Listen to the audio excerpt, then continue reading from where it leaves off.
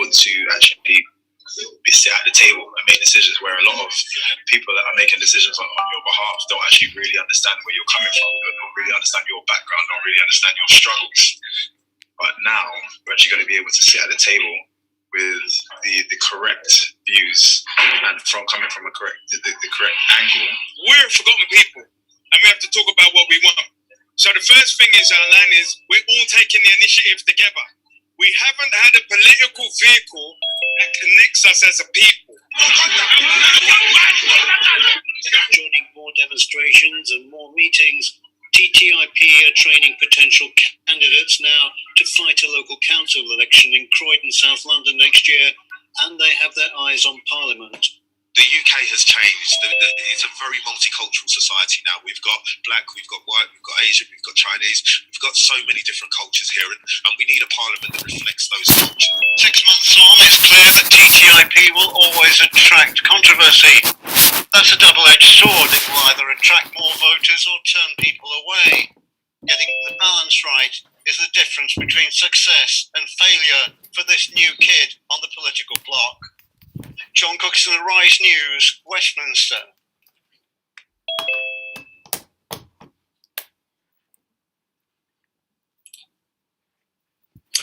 Greetings, everyone. Thank you all for joining us. Apologies, it seems me and my eagerness when I actually muted myself so you couldn't hear me typing away in the background. I actually muted the video. For some of you who joined earlier, you would have seen and heard the video. I think for the others who joined a little bit later, you didn't actually have any volume. So please accept my sincere apologies. Now, we are expecting an additional guest tonight. So, just for those who could not hear the video, just for the last time before we do start tonight's proceedings, I'll show the video one more time, and that way you will actually hear it and not just see it. So once again, thank you all for your patience. One more time for the latest TTI video, and we will then continue with the actual tonight's proceedings. Thank you very much.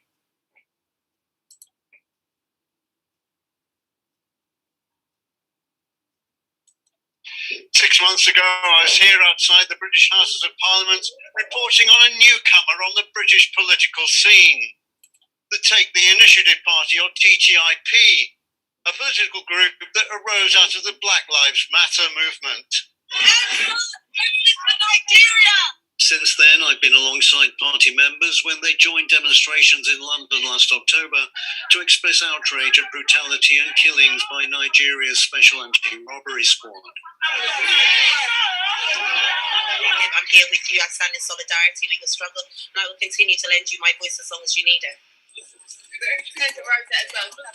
I was also given access to TTIP's first meetings as a fledgling political party.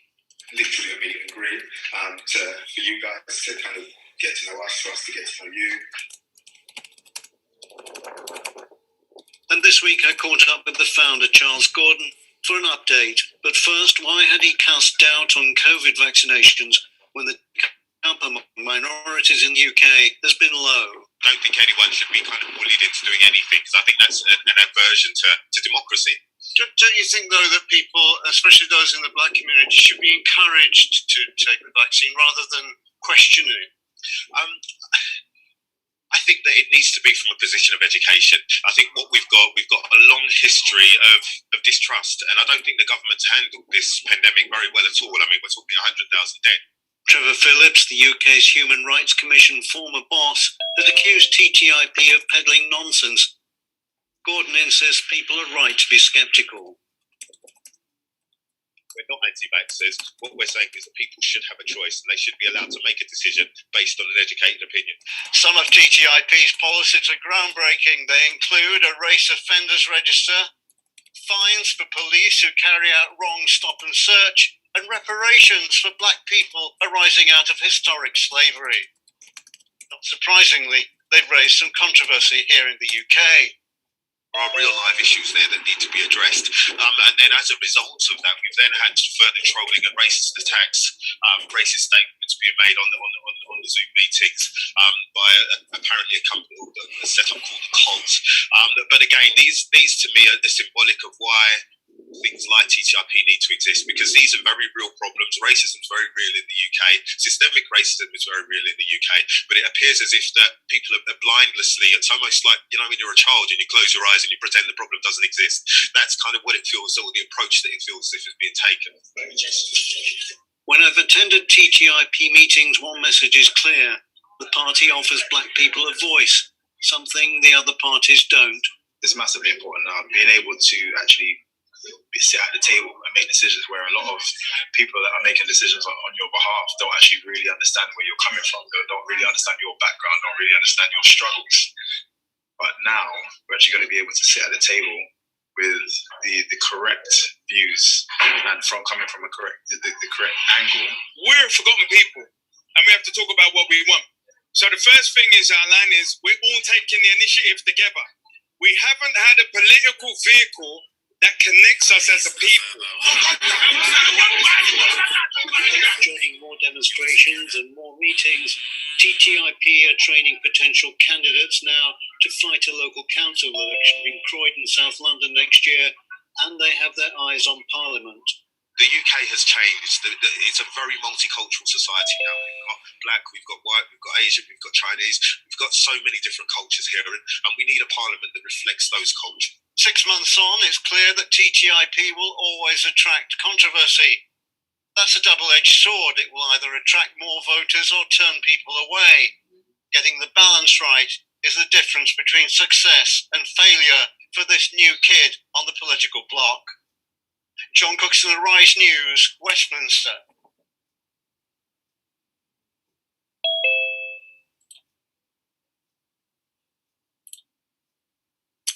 Excellent. I hope everyone is well. Thank you again for joining us tonight for today's proceedings. And I hope you all enjoyed the video as well. That was our latest TTIP video. I think definitely by far the best out there at the moment. And we will only get better as time goes by. So once again, thank you and welcome. So let's get into tonight's proceedings. And I'm just going to make some of our TTI members co-hosts so they can help me throughout the night. So if you just bear with me a few moments. Yes, we have Mr. Gordon himself.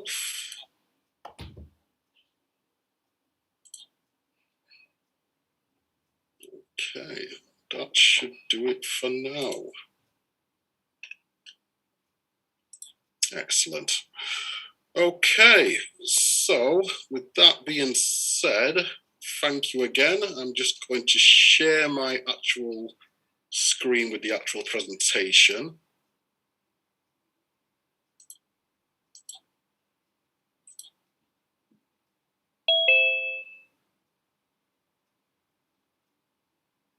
So, thank you again. You have come through to the TTIP party, also known as Taking the Initiative. My name is Darren Bryan. I will be your host throughout tonight.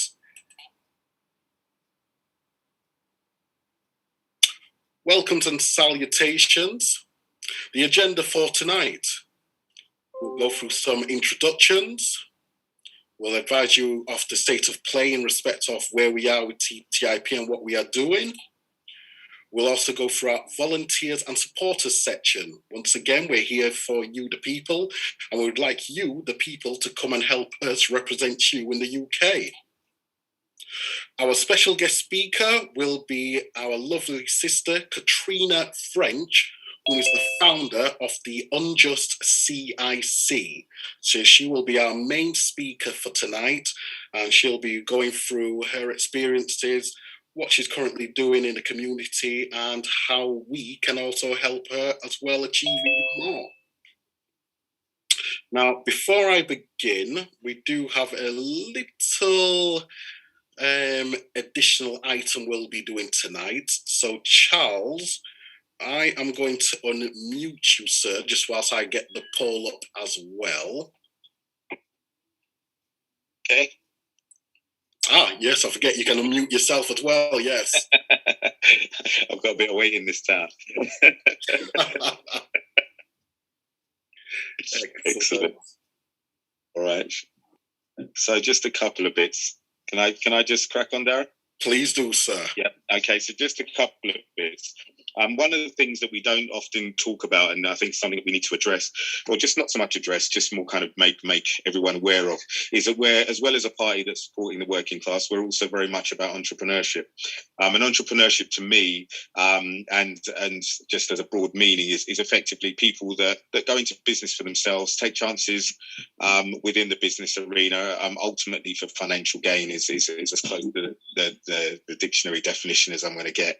But effectively, it's people who venture into business on their own and attempt to do business on their own. And that's something that has worked very well for me over the years. And I want to encourage that throughout basically throughout other members of the population in order for us to grow as a unit. Because I think the more financially independent we become, the stronger we become as a team and as a unit. So that's something that we're going to start doing on a weekly basis. And what I want to do is basically give everyone the opportunity to, or basically give 3 people on a weekly basis. So if this is you, just get yourself prepped and ready to go. But just 3 people on a weekly basis to just talk about their business and allow us to engage and interact and understand briefly what it is they do. It's abbreviated to a 2-minute kind of speech, but effectively they're talking about their business, what they do, and how best they can, basically what we can do in order to work with them.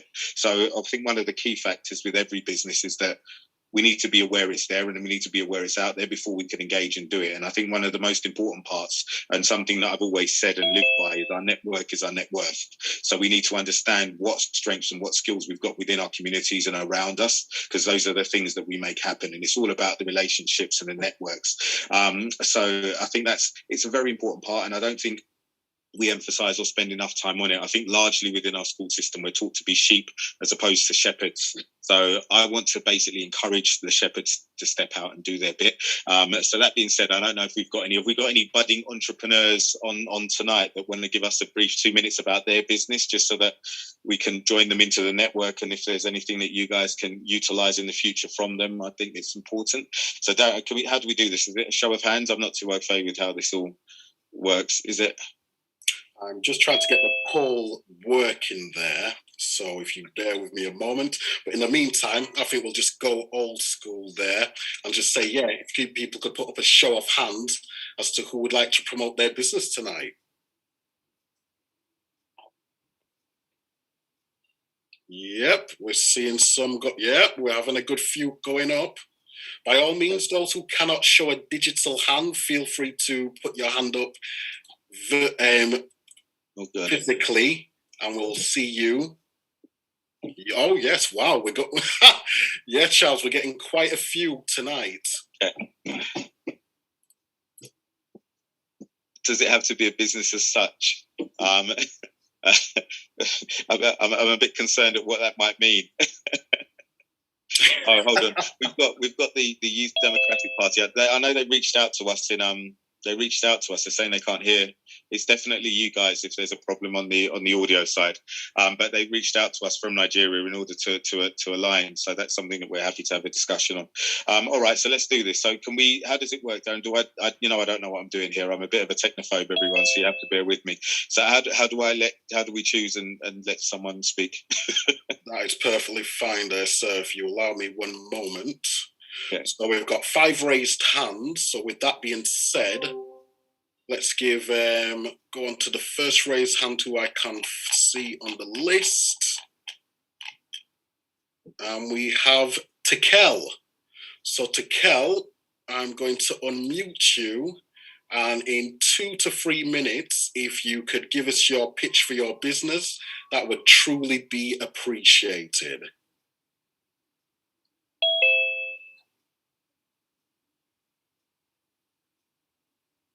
Hi, am I unmuted? Can everyone hear me okay? Yep, can. So can, sir. Perfect. Hi, it's a bit on the spot. I've not really done anything like this before, just thrown out there to pitch. It's like an elevator pitch, isn't it? They say you have to have like everything ready in 3 minutes. But without further ado, my name is Tekel McFarlane, and I run a business called Ivy Studios. What Ivy Studios is a design consultancy, and we specialise in interior design, graphics, and branding. The majority of the stuff we do is a lot of commercial projects. So that's anything from independent retail to F&B, restaurants, hotels, all the way through to shopping centres. And like I said, apart from interior design, we also do graphics and branding alongside that. I've been running the company for about 5 years now, and we've got a studio which is based in Elephant and Castle, just off the main roundabout in somewhere called the Liffey Yard. So yeah, in a nutshell, that's what we do. We've worked on some really good clients, everyone from like Samsung through to Into shopping centres and Keep Cup, but also some small independent businesses as well. Anyone who's interested, we've actually produced a couple of documents. It's a Designing with COVID series, which we're giving out to all clients and customers and whoever wants them. And it just gives business owners, whether it's in F&B, retail or at home, a few tips on how to kind of adjust and adapt while we're in this environment, and how design could help. So I'm welcome to share those, whoever wants a copy of those. And that is me in a nutshell. So interior design, graphics and branding studio, mostly commercial projects, but we also do residential stuff as well. That's it. All right. Well, those of you who know me know that I do property development, so I'll definitely be contacting you for your services. Oh, great. That's already good news. All right, brilliant. So if you put your details in the chat, and then I'll grab them out. I mean, if you grab them out for me, and then we'll make contact. All right, we're going to move on because I don't want it to take too much time. So I don't want to interject into Katrina's time too much. But I just wanted to kind of just explore it and see how it works. So let's choose 8 now. That we'll allow 2 more, but we'll have to just kind of hyper, as is the elevator pitch, as it were. All right. So Darren, who's going to be next? Okay, so we're going to move on to Alan. So Alan, I'm going to unmute. Oh, has he disappeared? Okay, looks like Alan has disappeared for a moment. I'll have to come back to him in a moment. Okay, so with that being said, we've got UK Music TV. So UK Music TV, I think it kind of speaks for itself, but I may be wrong. I'm going to unmute you, and if you could give us a 2 to 3 minute elevator pitch, that would be appreciated. Can you hear me? We certainly can, sir. Sweet. UK Music TV, it's a platform basically for artists or for creatives that's to liaise with me and to figure out what creative solutions that they need, and creative as in if they need anything musical, media wise done. I'll source like the top professional cameramen. I'm a cameraman myself, but I've got the cameramen with the top links in the industry. If they've got their budget right, anything's possible. And so I source creative solutions. So if they want, I also record music as well, sound engineering. So if artists or somebody wants to bring a soundtrack for a film or something like that, I can take them to the studio, get stuff sorted out, musicians, access to musicians, and so people need to get their music recorded in the studio, or access to big studios and stuff. And I'm an engineer as well. So heavy. And UK Music TV, you can check it out. I'm a source. Completely close this. Can you love it? Perfect. Nice one, brother. And that's what I'm saying. It's all about the network. Network is our network. The one more, I think Cheryl I saw on there. Can we have?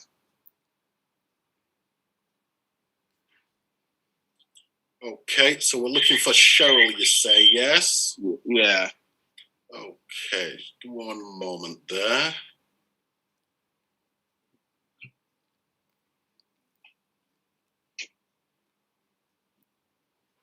Okay, would you be referring to Cheryl Farnham? Hold on, Cheryl M. Cheryl. With her hand up, I can see her. Spelt with an S. Aha. Okay, lovely. Okay, Cheryl, I'm just going to unmute you there.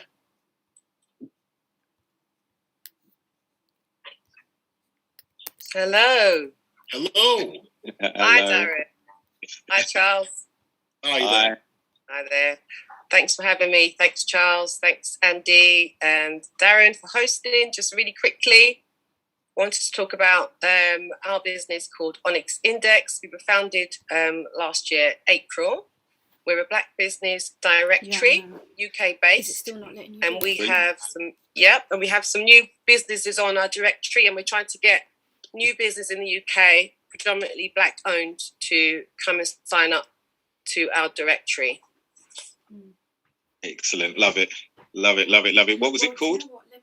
So it's called Onyx Index. I can put the details into the chat in a moment.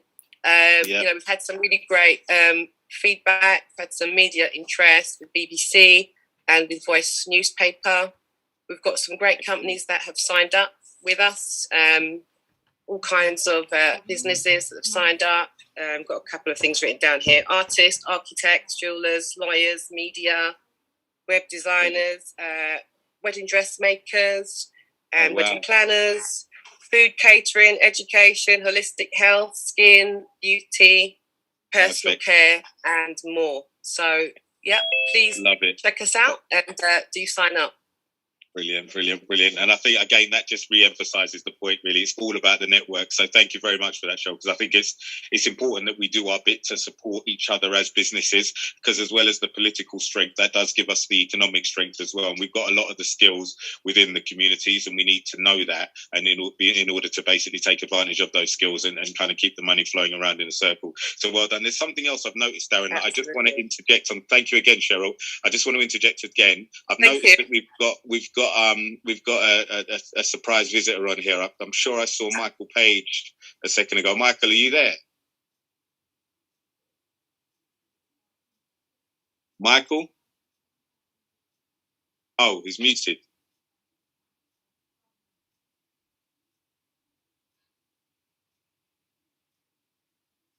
Okay. Give me one moment there, Charles. Let me have a look for him there. See where he is.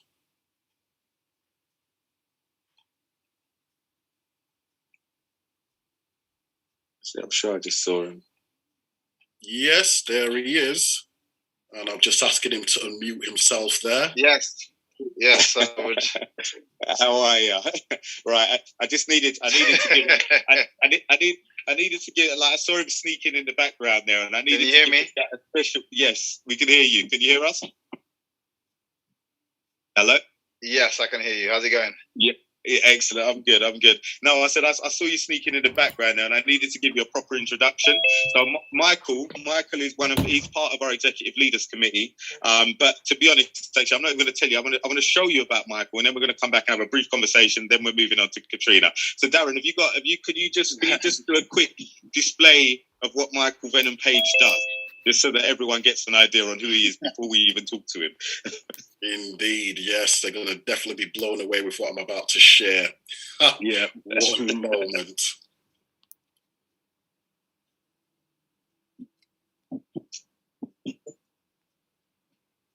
So no, Michael's part of our executive leadership committee. He also deals with sports and well-being, but he's a very he's a very remarkable character as far as the martial arts world goes, and I think it's important. But it's not something that I can put into words. It needs to be displayed visually so that everyone can see what we're working with here and who we're working with here. But very, very proud of him. He's doing big things, and he's literally taking the world by storm. How are we getting on with that, Darren? Is that indeed? That video will be on in just a few moments. CRM solution. They can manage the entire customer lifecycle. Client project. We've got this share screen. We've still got the welcome screen up. We can't see your screen, Darren. That's fine. It will be coming up any moment, sir. It's very hard to move.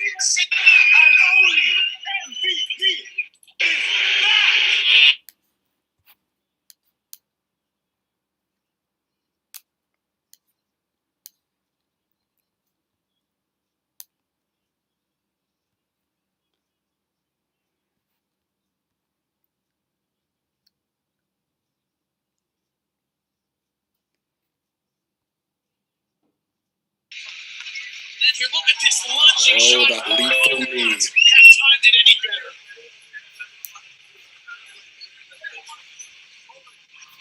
Off the right hand lead by Cyborg Santos. Bang! All right. All right, that's it. Let's stop it there. This is it. Brutal, but absolutely brilliant. So Michael, I just want to say thanks for coming on and taking the time to come on, my good man. All right, and I mean tonight we're having a conversation about stop and search, and I know these are things that obviously are relevant in your arena as well, because I know there's a lot of people who come off the streets and focus on what you're doing and basically put their energy into something a bit more constructive. So, but yeah, if you want to have a couple of words, my brother.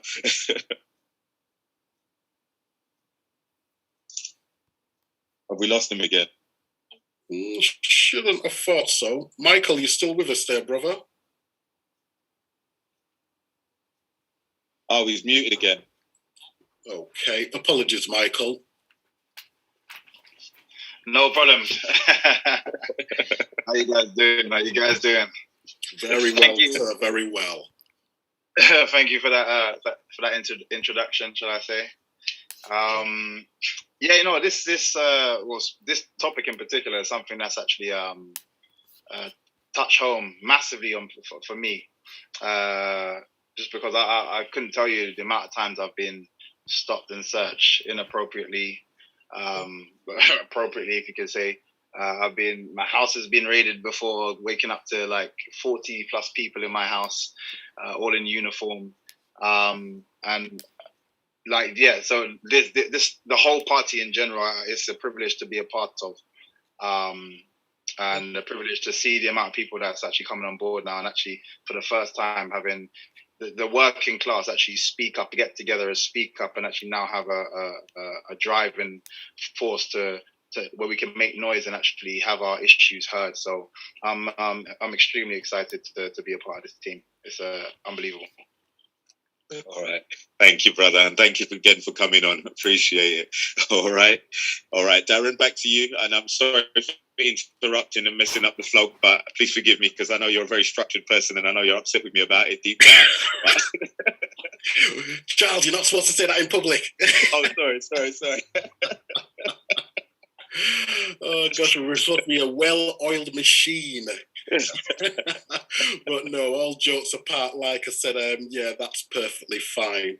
Now, I do apologise to one and all as well. It seems those little gremlins have been playing up in the background because I actually had a good plethora of polls to be setting it up against one and all, just so you can put in your opinions, do a few voting and whatnot. So whilst we proceed throughout the evening, we'll do our absolute best to get those polls working again, because they were very, very instrumental as well, alongside the segment we've just done here, and let alone the actual segment which our sister Christina French will be doing as well. So we'll do our absolute best to help with that as well. Okay, now for those whom we have not been able to get to with regards to also showcasing your business tonight, believe me, we will definitely get to you next Wednesday. Once again, it's just due to the lack of time as well, but once again, please do bear with us. We're doing our best to make sure we are promoting everyone who can help our community. So to those who was able to give their actual business and promote it accordingly, thank you once again. It was very last minute, so you did extremely well with your elevated pitch there, so well done and keep going.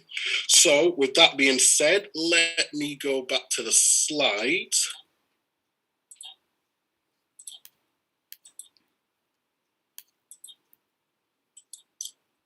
So, introductions. So, as I mentioned before, my name is Darren Bryan. I'll be your host for the evening.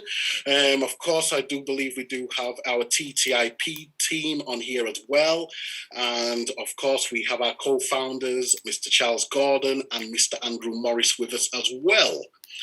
So, I would like to politely ask if there are any members of the press. Please do feel free to advise us that you are on here. Hopefully you are on this platform to actually help us move forward and truly get where we want to be, and of course make sure that you're advised, whoever you are writing for, that we are here for the people.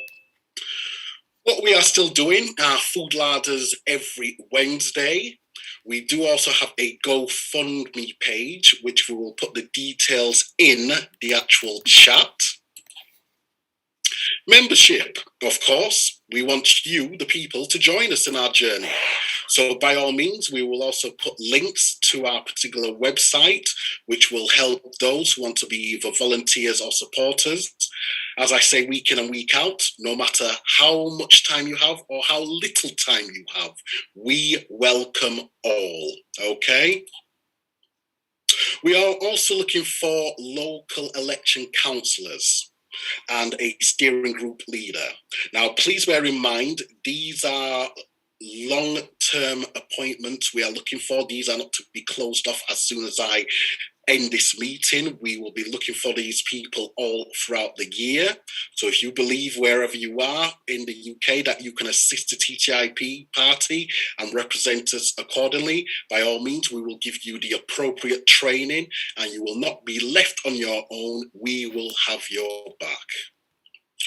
We have also started a community heroes aspect. So if you do actually live in the Croydon area, you will actually see billboards. What this actually means is if you actually know of somebody in your community who has gone above and beyond, please do go to our website and you will actually see a particular link where you can actually nominate said person. So we've already got a good uptake as well. There's been quite a few people who have actually put in their particular heroes within the community. So far that is going extremely well there. Once again, just to reiterate, we're here not to be career politicians, be career counsellors. We're here for you, the people. We're here to press your points and views, not the party. Because just as I'm sure many will argue that we've got the likes of the current parties who's not really representing us accordingly. So we would like to show you there is another way. And that other way is the TTIP party.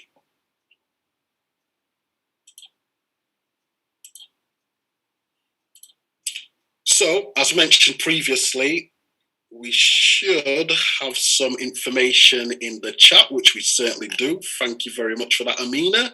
So once again, by all means, for those who are looking to get involved, the links are in the chat as we speak. If there's something in particular you have more pressing to have asked, please do utilize Amina with the following email address.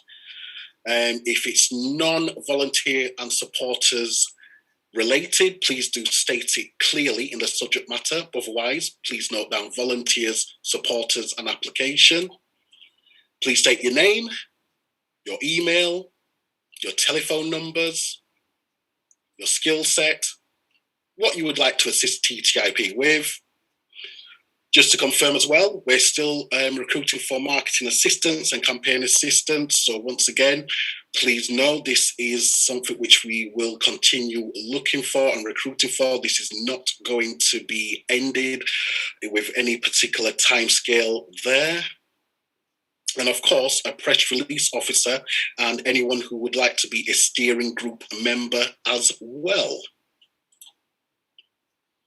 Okay. So, what we have tonight, our main speaker, a lovely lady by the name of Katrina French. She's the founder of Unjust CIC. So, with that being said, I'm going to let Katrina take to the floor, and she will explain exactly what she does, her background, and how we can help her, and how she can help us. So Katrina, I'm just going to quickly find you so I could unmute you, if you allow me a few moments.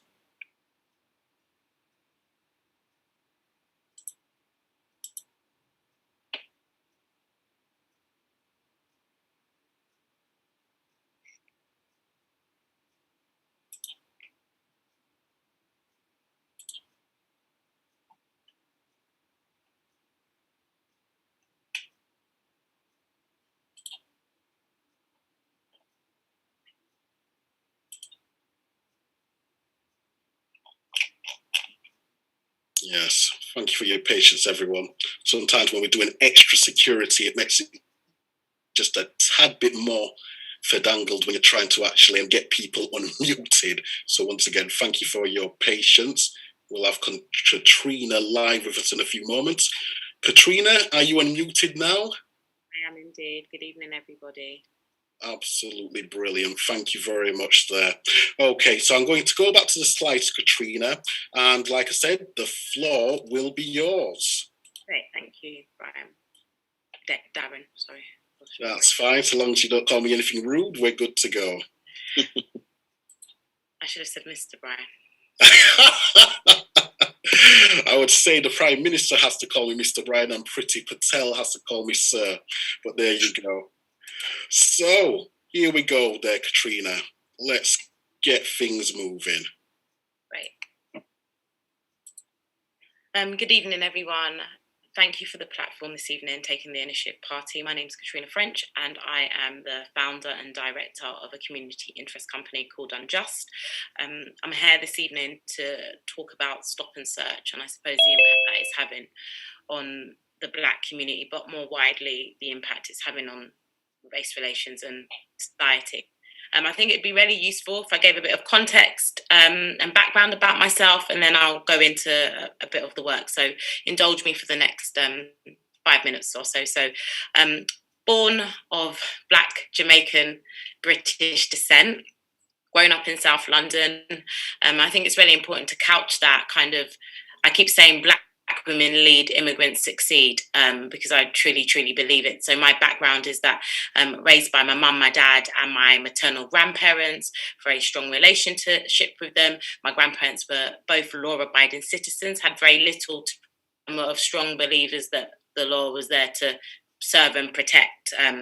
So I think it's really, poignant that I've kind of entered an arena where I'm challenging or ensuring that those sorts of values and beliefs actually hold true in the real world.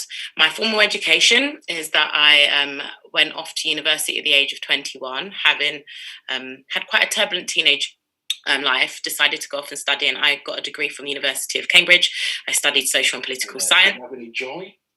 I was the first person in my family to go off to university and get a degree, and I think studying sociology, politics, criminology really enabled me to formulate some of the views that I had growing up around who I saw the police stopping. Bloody thing. All right. Who I saw the police stopping, how I saw them engaging with certain communities, and what policies or legislation was there that enabled or emboldened the police to behave in the way that they did. So I graduated in 2009 and I went straight into working for local government. I was really keen to give something back. So I pursued a career in local government, worked at Richmond Council for a couple of years, and then I moved over to Islington. And it was at Islington Council that my kind of journey as a community activist, as becoming a leader in the field of criminal justice in the UK begun. So I saw a sign that said volunteers wanted for a stop and search community monitoring group, and I went along to that meeting and subsequently became the chair of Islington Stop and Search Community Monitoring Group. And through that, I invited a group called Stopwatch to come and train us because I really didn't know what I was doing. I definitely had an interest, was committed, but didn't know what I was doing. So invited Stopwatch to come along. And I remember when Stopwatch left, I said, I really do hope, I wish I could work for them. Well, lo and behold, about 2 or 3 years later, I was approached and I through a recruitment process, became CEO of Stopwatch, which was an absolute pleasure to lead the organisation and to champion the rights of Black people, ethnic minorities, young people impacted negatively around policing. In between then, I've chaired other panels. So I was the chair for the whole of London around stop and search. I've sat on the British Transport Police consultative board. I've looked at body-worn footage.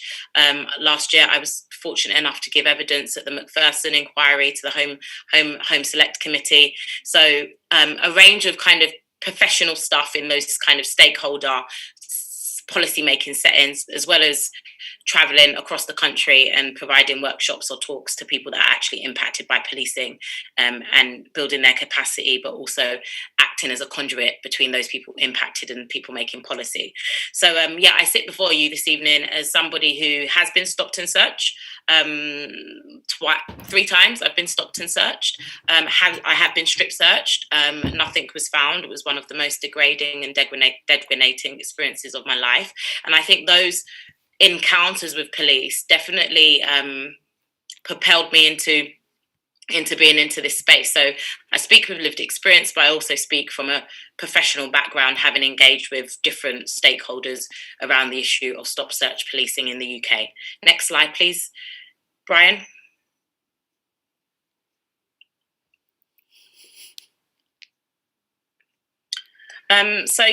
This evening I thought it'd be really useful to have a discussion about stop and search. I think most people on the call will not be unfamiliar with this policing.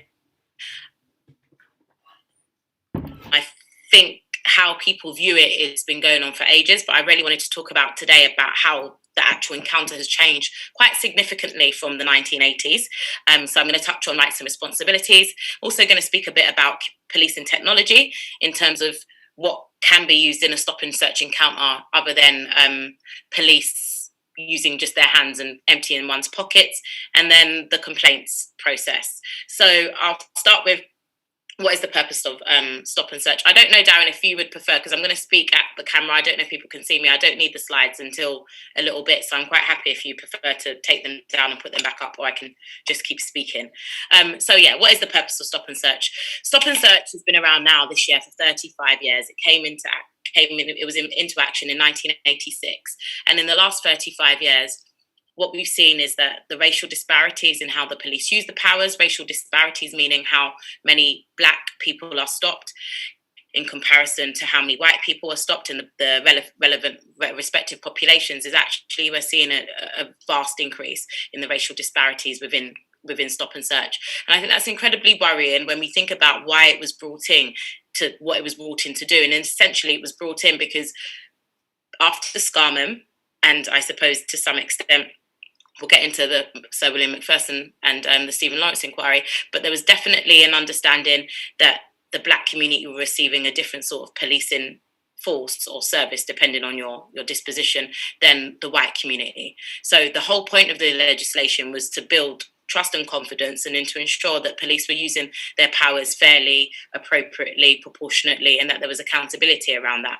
I would argue that in the last 35 years, whilst the rhetoric has been there that there is more accountability and scrutiny, that in practice, Black men today, or Black boys, I should say, probably don't feel any different to their fathers, grandfathers, uncles of the last 40 years. I often say I can bring men in their 50s, 60s, 50s, 40s, 20s, 30s and 10s that have all had the same lived experience. So, and there was no knife crime in those days. So the narrative that we're told about stop and search being, we rarely have to challenge, particularly as the Black community. So it comes into play in the 80s, and what we've seen since then is it morphing how it's being used. Exactly. It goes back long before the 80s, but actually the legislation then was not PACE, it was SUS. And the whole point of SUS was that you could be arrested without suspicion. With stop and search, there should be reasonable grounds. Now, obviously, amongst us, and I look at the room, is reasonable grounds for the police and reasonable grounds for a lay person will probably be very different. But the whole point of the legislation is it's meant to protect the individual from over-policing. What we've seen, though, is that hasn't happened. And rather than be an investigative tool that it should be used for, police officers are using it as a deterrent, or to say that it's stopping violence from happening. I would challenge that and say, if it was stopping the violence from happening, we wouldn't have the violence in the first place. So we shouldn't be talking about how we stop the violence from happening. We should be focusing on the causes of it. So I really want to tell people, if it was so effective at doing its job, then we wouldn't have the crime we had in the first place.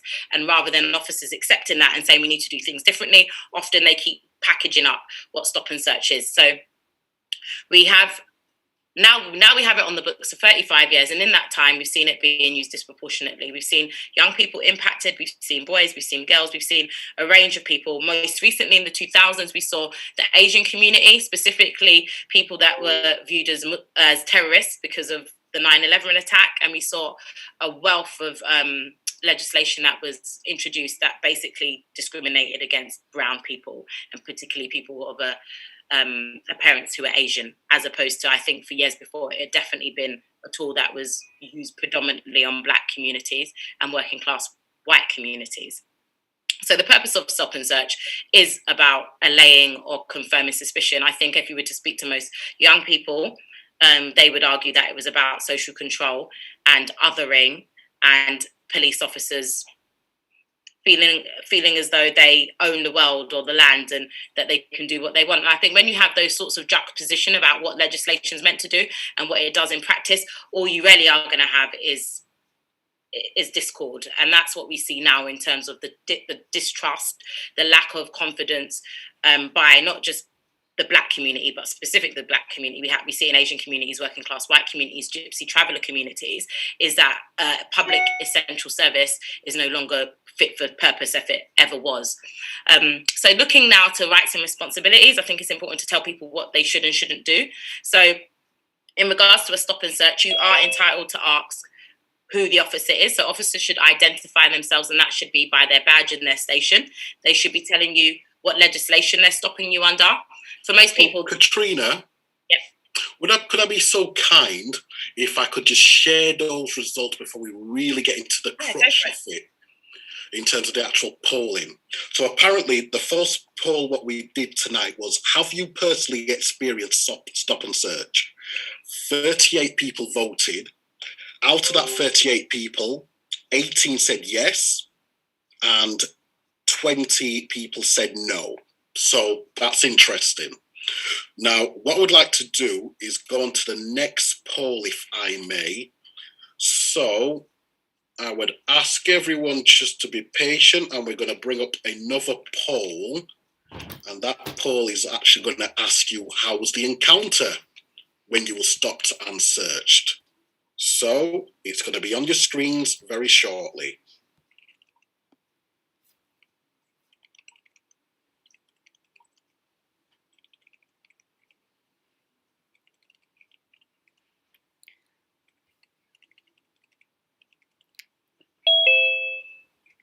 So I'll give everybody a minute just to put in their answer.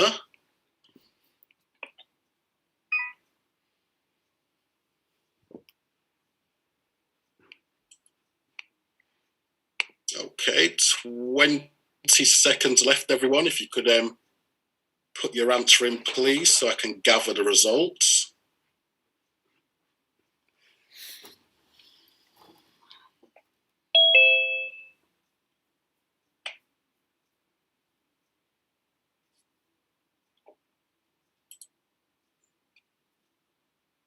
Okay, and that's time. So we're going to end that particular poll now. We'll come back to the results after Katrina has given us some further information. Thank you, everybody who's actually got themselves included on that. Thank you. Katrina, over to you. Thank you again. Welcome. So, yeah, I think it's important to know one's rights. So just in terms of asking an officer where they're from, so badge number, they should be telling you this information, but often that doesn't happen. I should say, if officers don't say certain things, then the search isn't lawful. So engaging with them and asking some of these questions, actually, whilst you're in the engagement, the stop becomes lawful because you've asked the right questions, which means they've done their job. So sometimes it's much better to remain quiet and make a note of what's not said and potentially complain afterwards. But they should be telling you who they are in terms of badge number, which station they're attached to. They should then be saying to you why they've stopped you, and that will involve explaining what legislation. Often they might say Misuse of Drugs Act, Police and Criminal Evidence Act. They may say a Section 60, it really depends. But the whole point is they're stopping you because they believe you have a prohibited article on you. That, Donna, that does count as a stop, but not as a search. I get onto a stop and account in a minute. So basically, they then go on to search you, and they're looking for either drugs, weapons, stolen articles. What else could be on you? Going equipped, so something to break into people's cars. And the idea is that they're doing that to allay or confirm a suspicion. And they need to have reasonable grounds. So that means they need to tell you, we saw you do this, or somebody's called us and you've done that and that's where stopping you. It cannot just be suspicionless. I say that, but there is a stop called Section 60. It's part of the Criminal Justice and Public Order Act, and officers can stop you without reasonable grounds due to that particular legislation. But that legislation aside, you're meant to be given grounds. I think it's really important to know what you do and don't have to do. You are allowed to record the police. So during an encounter, you are allowed to record the police. I would advise that you explain to the police that you will be doing this. They should actually be recording you. So they should have a body-worn video and it should be flashing that says that they're recording you. So they should be recording you and you have rights to record them. I would explain to them that that's going to happen because any kind of swift movements may be seen as acts of aggression and may cause the situation to escalate. So if you are going to record, then please do let them know that's happening. You should not be handcuffed unless you're exhibiting violence. Officers are in fear that you are violent or they believe you've got a weapon on you. We have seen in the last 2 to 3 years a massive increase in officers using handcuffs just as a default position. To be honest, that's a use of force against an individual. So you shouldn't be handcuffed. And if you are handcuffed, I'd really would like people to get in touch because we are looking for those sorts of cases so that we can look together to put in some legal action. We saw last year Bianca Williams, who is the great, the GB Olympic team athlete, and she was stopped. And I think as a result of that, they're looking at vehicle stops in London now. And I know the Metropolitan Police have said they're going to be looking at a review of handcuffing because of the damage it's being caused. So rights and responsibilities. I would advise you not to swear at the police, just because they can construe that as a verbal assault, and it can get you into much more problems. So, you know, when you don't have anything good to say, my mum and my grandma anything at all. So best to say nothing than to say something and put yourself in more hot water. So try and be respectful and polite, even if they're not. I would recommend that. My whole point about saying this, and it's not I'm saying, kneel down to master, you know, listen. I want every person that has an encounter with the police to come out of that encounter alive. We've had the death of Rayshawn Charles in the UK. We've had the death of Kevin Clark because of the sectioning that wasn't the same as a stop and search. We had, you know, I think it was in the 1990s, and it sticks with me because it was a friend of my family, Brian Douglas, stopped and searched, hitting his head with a baton and died. So it's not about being placid. It's not about conforming. It's about being smart. It's about knowing the system. They don't penny to murk a black person on the road and there's no accountability. What we need are people who know their rights, know how to play the game, play the system, and then come and find the appropriate legal support to challenge. What we don't want is another undertaker picking up a body and the state sending a check saying, oh, we didn't mean to do it, there'll be lessons learned. So I say those things because when you're in the moment, it's incredibly difficult to be composed, especially when your taxpayer and the people you're dealing with are not dealing with you in the same sort of manner. But when they go low, we go high. And this thing about the struggle, it's not over in a day. It can take years. It's taken already hundreds of years, centuries for us to be in the position that we are, as most of us second generation, first generation immigrants, to even have this conversation about race. So for anybody saying, oh, you know, nothing's going to change, may not change in your lifetime, but I can guarantee you it will change, because evil will not persist and good will triumph. So I say that is the caveat of when you're engaging with police, understand who has the power in the moment. It's often the police, but it doesn't mean that you don't have any power. Or what I want you to do is use that situation to record the police, to make an account of how you've been treated, and to reach out to people like myself, Unjust, the community interest company that promotes fair and effective policing, but also challenges injustices within policing and the wider criminal justice system, so that we can be the donkey in the ear and carry the heavy burden of challenging the state, because it is a heavy burden. And when you want to just get on with your life, you need trusted vehicles to do that. So it's not on just normal members of the public to do this by yourselves. No man or woman is an island. Collectively we stand. So I'd encourage you, if you have been abused or you feel you've been disrespected by the police or something unlawful has happened, please do not just talk about it at the kitchen table or to your brethren's den. Get in touch with people like myself who can advise and guide you and see if there's any recourse for challenging, because people do sue the police and they do win. Obviously, police aren't putting that on their Twitter account because they don't want you to know people won 10 grand, 50 grand. But those things are happening. And they only happen because people stand up and people are supported to stand up. So in terms of your rights and responsibilities, you really understand you don't have to say anything. You do not need to give your name or your details unless it's a vehicle stop and you're the driver. You don't have to give any personal information. You're allowed to be silent, let them search you and go about your way, unless you're arrested. And then obviously once you get to the station, you will have to give information because you've been arrested. I'm going to go on to police and technology, unless you'd like to come in and do another bit of the poll here, Darren. If you don't mind, Katrina. No, go ahead. We're a team. You go for it. So yes, we'll actually share the results. So the results will come up on the screen in a few moments.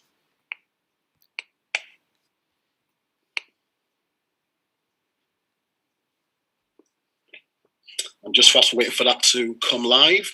So the question was was the encounter good or bad? So we're referring to in relation to being stopped and searched by the police. Out of the 26 votes, 1 said good, 3 said okay, 19 said bad, 3 said sure. So that in itself is quite telling and quite worrying at the same time.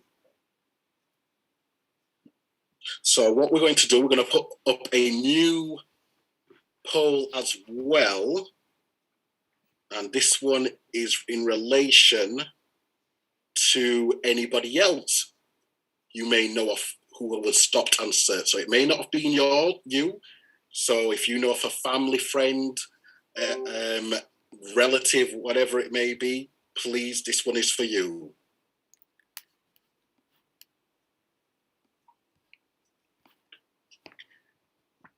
I saw in the chat someone asked what happened with my experience. So my experience of being stopped of strip search was actually, I called the police to my house over a neighbour dispute. I live on the ground floor of the property. Some people on the third floor had been at my door, kicking at my door, male. I lived on my own at the time, female. And I called the police because I felt my life was under threat. He threatened to burn my property down. When the police came, they wanted to ask me if I wanted to leave the property for the night. I said, I don't want to leave the property for the night. I want this to be resolved. So my mum and my sister, my cousin came. I called them on the phone. They went up and spoke to the man. He, for me, is a known drug user. I think he may have been a police informant because all the things going on there, I don't know how he couldn't have got evicted. Anyway, they came back on my door and arrested me and said that I threatened him with a knife and that they were going to arrest me. So as soon as they said they were arresting me, I had to get changed because I was in a nightie and put on some jogging bottoms. I went to the police station. It was there and they said, all right, we're going to strip search her because we have reason to believe she's hiding a knife in one of her bodily orifices. Now, that didn't make sense to me because when they came to my house, I was in a nightie, and when I left, I was in jogging bottoms. Who is hiding a knife to go to the police station? I was kept in a cell overnight. I was interviewed in the morning. It was a no further action. I worked at the council at this time, and I'm quite a vocal person. I'd been having issues with the neighbour, and I remember telling a former police officer I worked with this sort of issues. And that same day, I had a meeting at 9 o'clock. I never got to work till 10, but the police had called my workplace to say I'd been arrested the night before. I wasn't in the position I was in now. I didn't know anything about civil law the way I do now. And it went, nothing happened. And I think knowing what happened to me, I just think that must happen to lots of people. I'm determined that people who want to challenge have a vehicle and someone trusted that can support them to do that, because it is daunting. It's not nice to be violated by the state. And unless you have someone to help you challenge, often these things, you just get on with it. We're soldiers, we're resilient people. You just learn to live with it, and no one should have to live with that sort of, disrespect or overarching of the law. Thank you very much, Katrina. So everyone, we're going to close that poll now. So if you have helped us with that, thank you again. We'll have the results very, very shortly.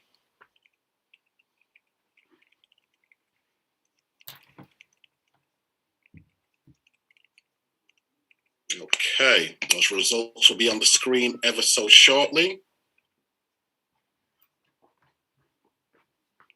So, Katrina, my question to you, in the advent of BLM, the various protests which has been going on more so in 2020, especially with the fighting for one's rights with regard to lockdown and so forth. Would you feel there's been more of a hostile environment, or it's been pretty much more or less more of the same? I think what's been really troubling is the environment has become more hostile. We have a global pandemic where we know that it's transmission through in close contact and speaking to people. The police did not have appropriate PPE until the summer months, and yet they were engaging with a community that they know are disproportionately impacted by COVID, not because of their DNA, but because of their social economic position in this country. And they had no regard for engaging with children. So I don't think it's got any better, to be fair. It's got worse. And in a time where they should have been providing a public service, they were harassing teachers, people carrying shopping to their elderly grandparents, because they have a perception that any black male out is up to no good. And I think that's not just a policing thing, it's a societal thing that is picked up by the police and other institutions. So no, and the numbers don't lie. Last year, there was 560,000 stops and searches recorded until March. Of those, 437 were no further actions. That's 76%. That's quite a high number. You know, that's only until March, like to the end of March. But I'm pretty sure that when we get the statistics for this year that catch the whole of those summer months and the whole of last year, they're not going to look much better. We're seeing that there were only 73,000 arrests. So it feels as though stop search is the go-to tool for a political football and muscle when it comes to saying we're doing something about crime but not actually fixing anything. So yeah, there isn't. Unfortunately, this isn't positive or good news. Yeah. Excellent. Thank you for that very frank view there. So what I'm going to do now, I'm going to actually share the results now. So just whilst we're waiting for that to come on the screen, just to confirm, the poll what's just been set up, that was, do you know someone who has experienced stop and search? So we had 34 votes this time. Yes, we had 31 people said yes, they do know somebody who has been stopped and searched. 3 people said they don't know anybody who's been stopped and searched. Part 2 to the question, did they advise you it was a good experience? 2 people said yes. And unfortunately, overwhelmingly, 32 people said no. So yes, quite damning those results in itself. So, Katrina, anything to say with regards to those results there? Or any surprises at all? Yeah, I don't think the results are surprising because most Black people are not criminals and most Black people are not victims of crime. So it just feels as though the extra engagement that we have to have with the police doesn't feel justified. So people won't have had a good experience if they didn't call the police because they didn't need them and no one's called the police on them. It's incredibly difficult to see how it's a good experience. Also, we know officers are not carrying out their duties with the greatest of professionalism or integrity or courtesy. So it doesn't surprise me. But I suppose what I do want to touch on is about the influence of police technology, because people speak about how was I spoken to, how was I treated or roughed up. Actually, what's happening now is we're seeing a lot of data harvesting in these encounters. So there was a report by an academic called Patrick Williams and Eric Kind, and they looked at how police and technology was changing stop and search encounters. So now there's a thing called a fingerprint scanner. So police go around with this scanner, and if they believe that you have committed an offence, they can ask you to scan your fingerprint in there. Whilst the information is only meant to be stored for that moment, there's huge concerns around data privacy and the police having access to that information, but also who they stop with that. We're about to have Brexit, or Brexit is happening, disproportionately it's been black people, but I can see how that fingerprint scanner may be used in insidious ways against people from the continent to identify their home office status. We also see the introduction of facial recognition technology. So concerning that, the body-worn footage that we're so asking the police to use and to make sure they're accountable, it's our faces on there. Is that information being recorded, and is there technology that can then identify our faces and it's stored somewhere? Does the technology enable them to do that? For younger people, mobile phone extraction is a big issue. So officer, even though they've stopped you on the drug search, how can you think my phone's stolen when you stopped me because you thought I had cannabis? And what we're seeing is officers going into phones and then extracting information. If you're a 15-year-old boy and you've got nudes of a 14-year-old girl on your phone and the police get hold of your phone, you could be in some really serious trouble. So what started off as an innocuous stop for cannabis can really, morph into something much more in your mobile phone. So the encounter no longer is just a pat down, a baton. We've got pepper spray, we've got taser use, we've got all of this technology. And I don't think enough caregivers, parents, or young people know their rights around what they're meant to do, or if the police do take their phone and go for it, whether there's any recourse. So I really want to pull out, I think it was people saying, what can the community do? Well, we need to speak to young people, anybody. I want to speak about young people. We need to speak to young people and find out what's going on. And how we have that conversation, it mustn't be, what have you done? It needs to be what's going on, because the police obviously think they've done something. So say, what have you done? Or don't even think, they just jump on them. And then often parents, caregivers, they don't necessarily use the right language, or language that opens up the conversation so that children, young people feel they can share what is really going on in their reality at that particular time. So I think it's incumbent on us as elders is to inform ourselves around what stop and search is, what the police have rights to do in terms of even, there's 14-year-olds being strip searched on the road. Like, they've been taken into a little bush and the police are asking them to take their trousers down to make sure that they've not got cannabis or other drugs in their boxer shorts as shotters. So those sorts of things are definitely happening. I see in the chat function people speaking about what can we do. I believe officers should have psychometric testing. I think they should have random drug testing much more often, and that their work needs to be more thoroughly supervised, not just by their supervisors, but by us in the community. And that we need to sit on the appropriate boards to change them, and we need to give up our time and make sacrifices. I know, we've all got a lot going on, but we can't outsource our power or our freedom to other people or to people like me. I'm happy to be that space, but I'm not here trying to be this for everybody. I want to empower people to be that space for themselves, or to ally with people that can help them, because it gets tiring, racism and institutional racism. So we need to support each other to be the change and not outsource that. So I really want to say, community, talk to your children, talk to each other, because the mental trauma of stop and search doesn't go away. It's often called stopped and scarred. So there's men in their 60s, 50s who, in front of their children are driving their cars and have had guns pointed at them, so much so they don't drive those cars anymore. That brings me on to the ANPR, the automatic number plate recognition system.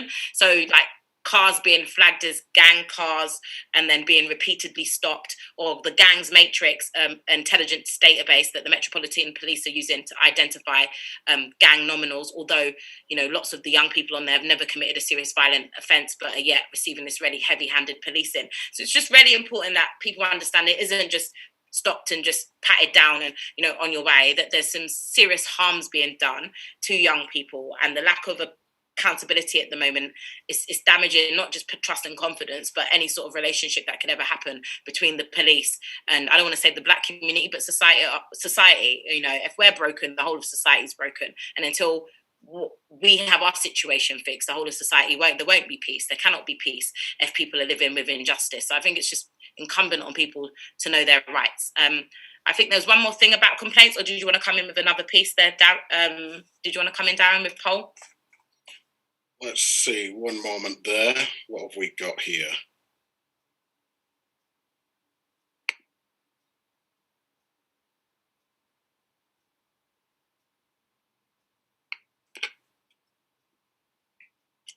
For the polls,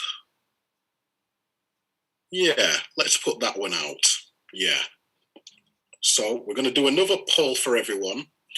So with all what Katrina has advised you so far, we've still got a good Q&A to come. The question going to be, do you know your rights for stop and search? So that is going to be your next poll, which will be displayed very shortly.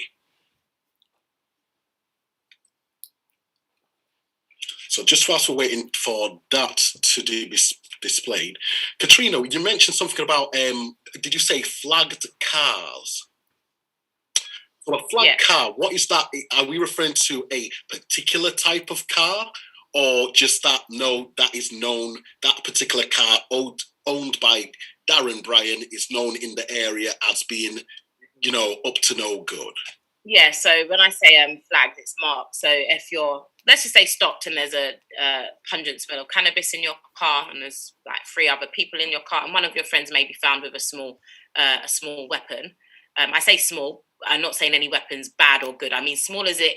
Well, I'll give you an example of what's been a weapon. Is somebody used a razor blade from the sharpener, and they were using that to cut their weed, and that was seen as a weapon. So I mean, it could be something penknife, and they get caught with that. Your car may be flagged then as being involved in violent crime, depending on the nature of what's been found. So when you're driving shopping with your mum and the police see your plate, they can pull down on you and say, right, your car's known to this particular area. Or we saw with Dawn Butler in the summer, they said that the car was not known, but it was in a particular high crime area, which is not, the whole of London's high crime, mate. Just go to the city of London if you really want to know some crime. And then they were pulled. So there's a perception around cars being in certain areas, usually areas of deprivation, nice cars, and drug dealing, or black people being in white areas.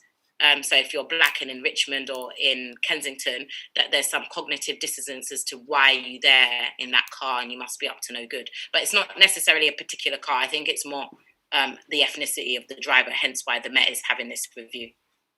Appreciated. Okay, so everyone, we've had this poll up now. So by all means, with that being said, I'm pretty sure we can look about some results. So we're going to have that being put up on the screen very shortly.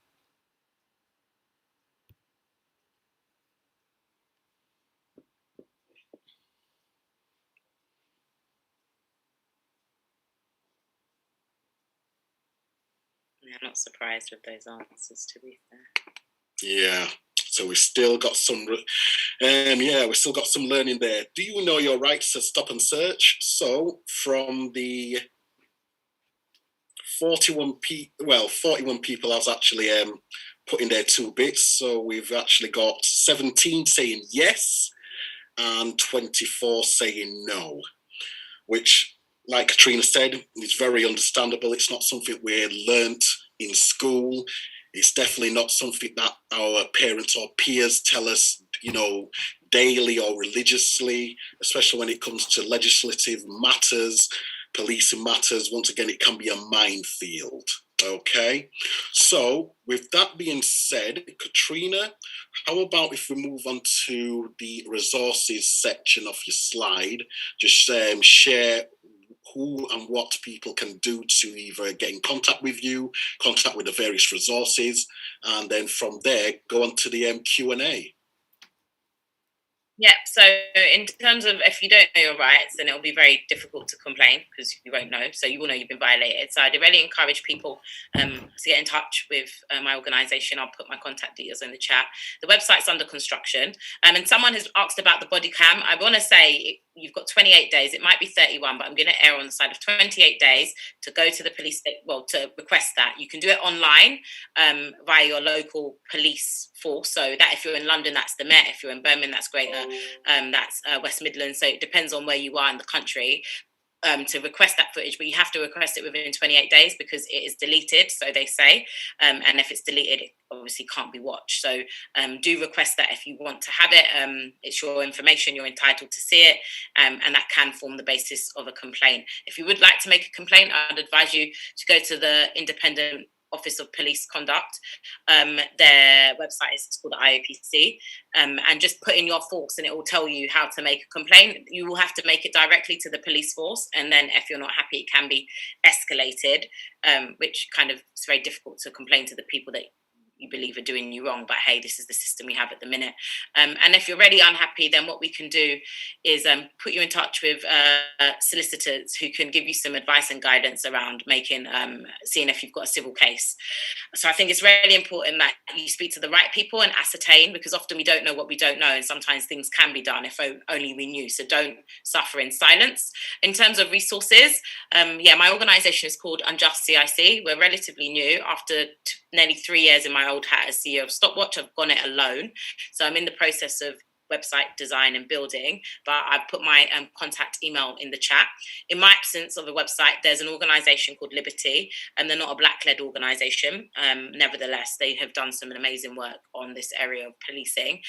So Liberty's, I've shared the slides, so Darren can put those up when he's ready. So Liberty are noted there. I've also put in there, I believe, Why Stop, the Release app, which allows you to record the police, and you shake your phone and it goes to them, and then it's stored somewhere, and they can then advocate on your behalf. And then I can't remember the third person I put in my list of resources, which is probably really bad. Whoever it is, I rate you. It's just my brain's gone, and I thought it'd be on the screen, so I'd be able to refer to it, but it's not. But whoever the third person is, they're just as good as the other two. It might even be me, which is telling you how I'm selling myself as the third person. But they say to save the best to last. Anyway, my name is Katrina French. I'm the founder and director of Unjust CIC. I'd like to thank Taking Initiative Party for having me on this evening. I'm around for questions. We've got another 40 minutes. So if there's anything you'd like to ask, please go ahead and ask me. Thank you ever so much. Darren, back over to you. Excellent. So, sis, what I have done, I've put all the details, what you should see on the screen, in the chat. Okay. So, for one and all, as per what you've advised, they can always utilise these resources. Of course, you've got Liberty, Release, Independent Office for Police Conduct, and of course, they can get in contact with yourself via your Gmail address. So, without further ado, I've seen quite a few questions flying about in the chat. What I will do and ask, before I begin, I'll move over to Charles. Just before I go to Charles, for everyone who's got a question, if you could, once again, thank you for all who have put those in the chat. I'll do my absolute best to get to those. But if you don't want to actually ask your question personally, please put a Q for question and then your question so I can easily identify it.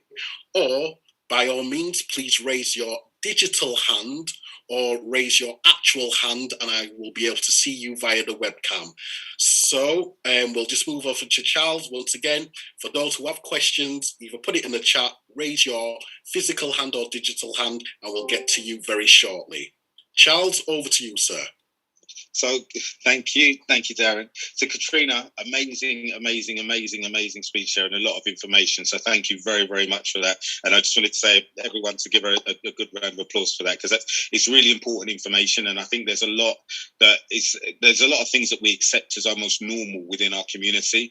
And these are things that, for me, from my experience, I mean, I grew up in South London as well, and getting stopped was an everyday occurrence. It was literally that bad, to the point that I've always done quite well, so I've always had sports cars and things like that, and it would be the case. It got to the point where I wouldn't want to drive my sports cars just so I wouldn't be getting stopped every single day.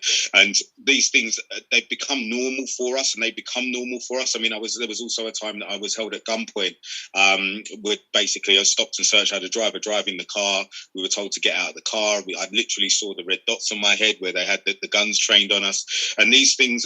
And I think, to be fair, at the time, you kind of deal with it. I think I had a party or something that night, so I was just kind of getting on with it all. But they literally pulled over the car, stripped the car at the side of the road pretty much, only to find nothing at all.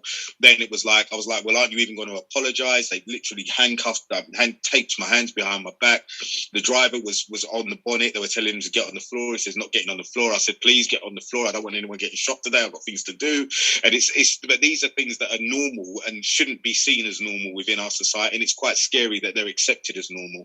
And I think after all the things that I've been through over the years, I think it's important that we let people know kind of what their rights are, because these police are out there abusing their power, and they're doing it all the time. And it's not just the police, it goes higher than that. And I think that's one of the foundations of why TTIP is in place, because the only way we're going to change the dynamic is if we start to gain that political power to change what's happening and change how these systems are being implemented. Because I don't think people realise that politics is at the core of everything that we do, and even down to what powers the police have is ultimately dictated by the people. And if we decide that we don't want that anymore as people in political power, then that doesn't happen anymore. And I think that's the only way that we're ever going to physically change the dynamic of what's going on out here. So Katrina, amazing work, and we're definitely going to have more of a conversation. But yeah, there's a lot there, and I think it shouldn't be the case that we're living in a society where we accept these things as normal behaviour. And it's time that we did what we can to change it and step up and make those changes, and we can do that through the parliamentary process. The tools are there, we just haven't utilised them before, and they've subconsciously led us to believe that we don't have the power to change it. But the reality is the police work for us, they're civil servants. We pay the taxes, they get paid from the taxes we pay. So they're our employees, and ultimately everyone needs to understand where they sit in the food chain. So Katrina, amazing talk. That's all I'm going to say on the subject, but thanks again for coming on. It's been enlightening even for me. All right, thank you, darling. Excellent. So with that being said, let's go to some Q&As there. So if we could go to Mr. Gizagara, I'm going to unmute you, sir. If we could ask if everyone could take 2 to 3 minutes for their questions or asking said question, that way we can get through as many as we can. Okay. Thanks very much. Miss Katrina, I have had experience of the police coming to my house with no warrant, taken the police station several times, and the alleged crimes that they think they have committed or they have formed, they have been committed, they apologize. And when they complain about the police, they lose deliberately my index of complaint in the way of complaining. And that's the way it has been. And I don't know what I can do about this, because pending on the 18th December, they came with my excuse me, my friend. We can't hear you properly. If you can hear us, we can't hear you properly. You can't hear No, it's very, very quiet. Yeah, that's it. Now all right. Can you, okay, nice, yeah. Can you hear me now? I mean, on the 18th December last year, somebody, social worker, calls them that on 28th Friday, November last year, I rang and told I was killing the Peter. So the police came with no warrant, arrested me, and I put him in hospital. And they said, look, you come back to the police station, hop on the police station, headquarters will come and down. Sorry, the reception's not great at all. On 17th January. And so, I don't know. Is it better now? Happy to have a chat offline, Sam. Yeah, I put my email there, so if you want to drop me an email, we can arrange a time to talk, because I can understand. Exactly, madam. That's what I wanted anyway. My email details are there, so let's take this conversation offline. I anticipate you put me an email, we can schedule a call, sir. Okay? And I'm sorry. Thanks very much. Thanks very much. Blessings. Bless you. Thank you, Mr. Gizagara. Okay, we're going to go on to Empress Judah.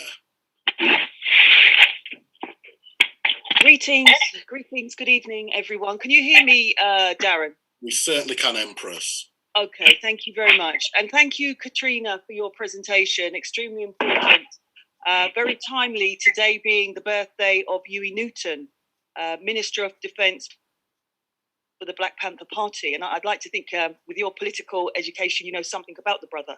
And in that respect, that leads me to one of two questions. Considering the consistent, violent, racist, murdering nature of the police force, do you think it's time that the community seriously considers having a similar kind of organisation that can patrol the community and therefore police the police? That's the first question.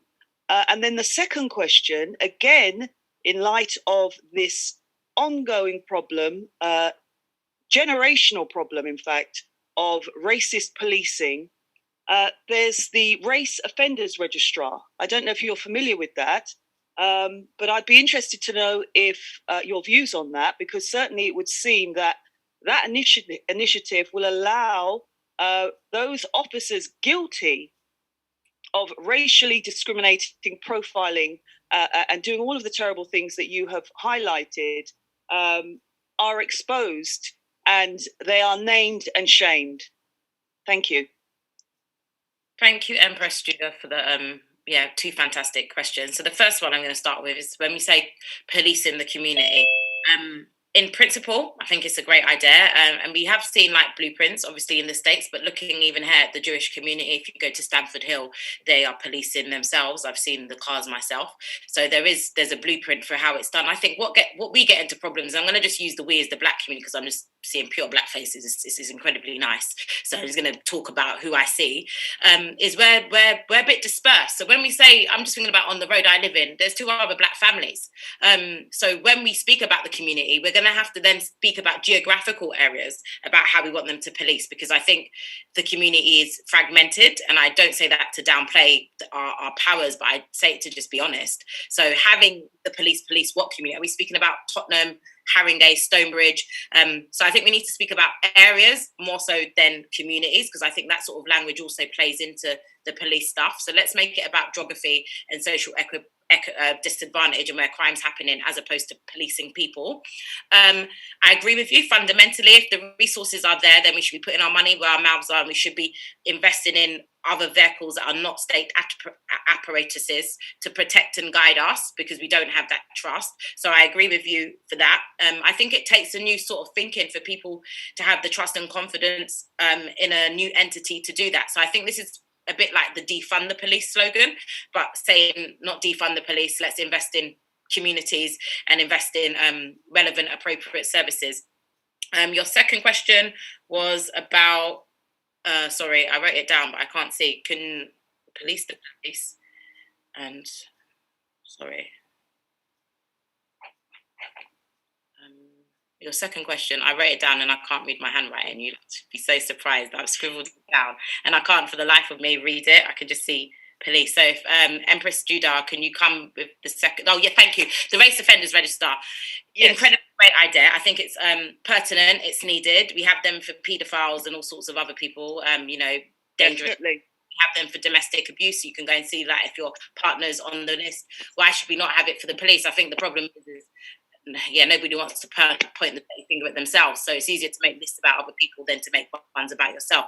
That doesn't, for me, diminish the importance of the list. But also, I think, comes back to why I want people to make their own account of who's stopping them. Because what I really want to create is a database which is populated by members of the public, where we're able to put in data depending on the officer's badge number and what they did to us. And then that information can be shared with solicitors and barristers who are challenging the law to say, okay, in the last 6 months, we've had 6 incidences, and this officer, Tuffy, has been involved in 5 of them.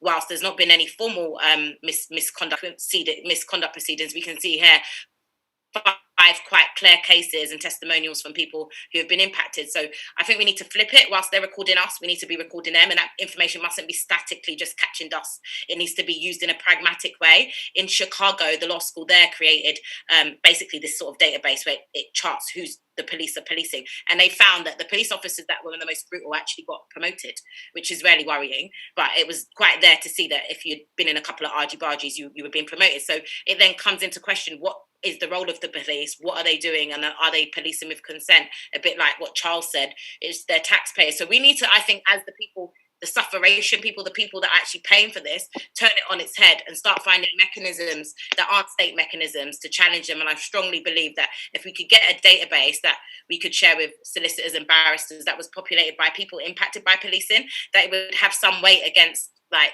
the wall of silence or the code of silence that often happen from police officers to police officers. I hope that... Yes, that was really helpful. If I could just quickly say, because I know there's other people that want to ask you questions as well. I think the reason why it's so important to mention the Black Panther Party is because we know that the 2 young men, Huey Newton and Bobby Seale, that founded that organisation, were also very much aware of the political environment and climate that they were in. So it would also give the opportunity, if young people could study that history, to appreciate that this isn't, we can't separate policing from the political environment that we're in. The issue as well in terms of the geographical area, of course, you know, it'd be in areas like Tottenham, where I am, and in other areas where there are large concentrations in London of black communities and beyond the city. In terms of the registry, yes, of course, there are police officers that are also paedophiles. So it would be killing two birds with one stone in that regard. So I hope that the information I'm going to put in, that these other young people have started with the Race Offenders Registrar, people will check out the website and support, because in this time, it's going to be more than just talking. So thank you very much again, Katrina, and I look forward to listening to the rest of the questions. Thank you, Empress. Excellent. Thank you very much. So our next person to ask a question will be Alan Mee. So Alan, I'm going to unmute you. And if you could ask your question in 2 to 3 minutes, sir. Oh, hi. Good evening, Darren. Good evening to all the guests on tonight's show.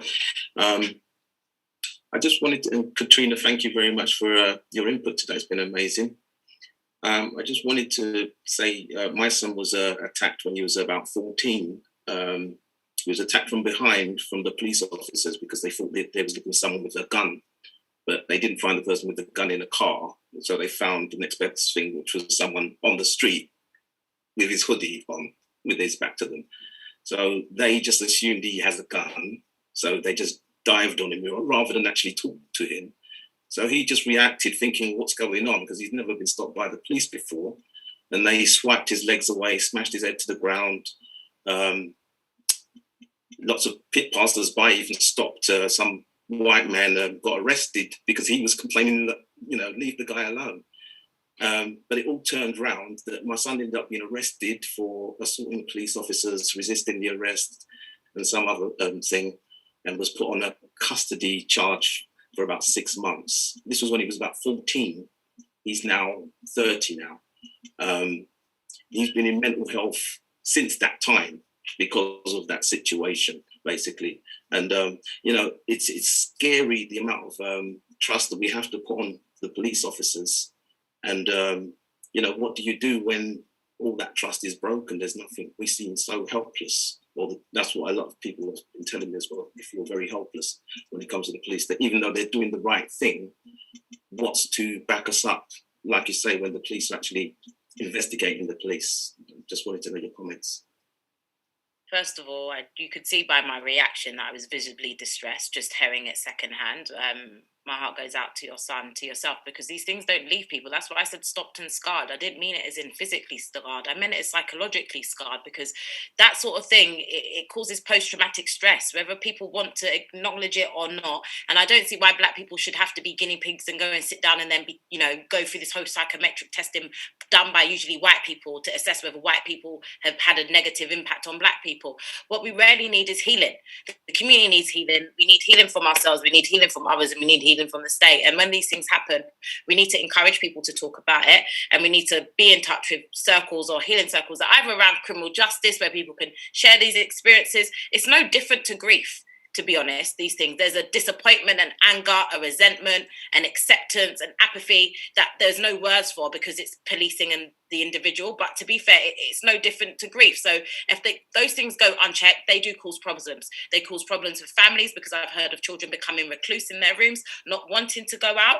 Then I didn't give this example, but it was of a family that was stopped in a Section 60 stop in Brixton, which means there were no reasonable grounds needed. There was a murder in the area. Mum had picked up dad from work. They had gone to an Asda shop. They had their 14-year-old son in the back, and the police pull over the car, drag the dad out, drag the son out, realise the woman is a mum. So don't search her. Makes no sense, because if we're going to search, be consistent. Search all of them. So you're saying Mama Bear didn't carry the drugs, but Papa Bear and the little bear did. Doesn't make sense to me. But what I took away from that was that day, a black man had been castrated in front of his family. Yeah. He had been modern day castrated. Modern day buck rated. Because his son there saw his dad not able to protect him, not because they had done anything wrong, but because they'd been driving their car and looked at a white tent on Acre Lane and now had his face in the dirt in, I think it was like November or something. Cold night. That then changes the dynamics in the house as a man trying to discipline his son. The relationship there it's a ripple effect of a mum then trying to protect her son or protect her man. It all has an impact, and the police don't see that. So I think it's really important. Like, a cry to psychotherapists, counsellors, black people who are in those professional settings. We need to have those safe spaces for parents and people impacted by policing to come in and be able to share that and to get the healing. Because all we do when we sit at home is get the pain. I don't know if many of us know how to heal each other. That's self-included. So we need to go to the professionals. And I don't say that as in the man in the white coat who happens to be white too. And this isn't me degrading white people or anything like that. It's about understanding the cultural differences that exist in the society that we have, and that we have to do for self. Because when we outsource that to others, we're often disappointed because they don't live up to our expectations. Or rather, they do live up to our expectations. We're damned if we do, we're damned if we don't.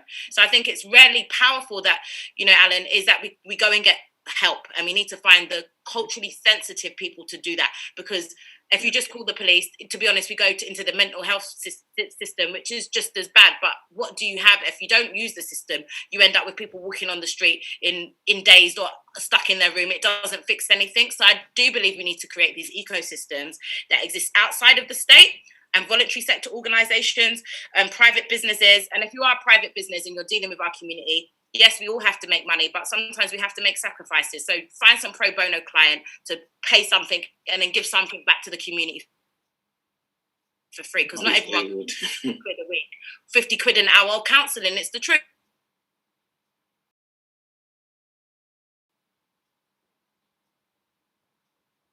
So find someone who can a community conversation once a month. And that's only 12 times that. If everybody... Do you know what? Can I just jump on the back of that as well, if that's okay, Katrina? But I didn't finish the story as in what happened with So basically, I got stopped when I got stopped, and they were pointing the guns at my head, and that was the first time. Usually, I'll get stopped and I'll tell them about themselves. I'll abuse them. I'll tell them, I'd be upset too if I had to live on 25 grand a year. I understand why you're upset. Like I would go in.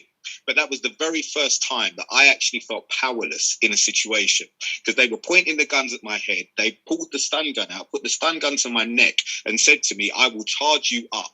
And they wanted quarter of an excuse to shoot me. And I knew that. And it was like, the guy was like, calm down, calm down. I said, listen, I couldn't get any calmer right now. I'm not trying to move. I'm not trying to do anything because I'm not trying to get shot.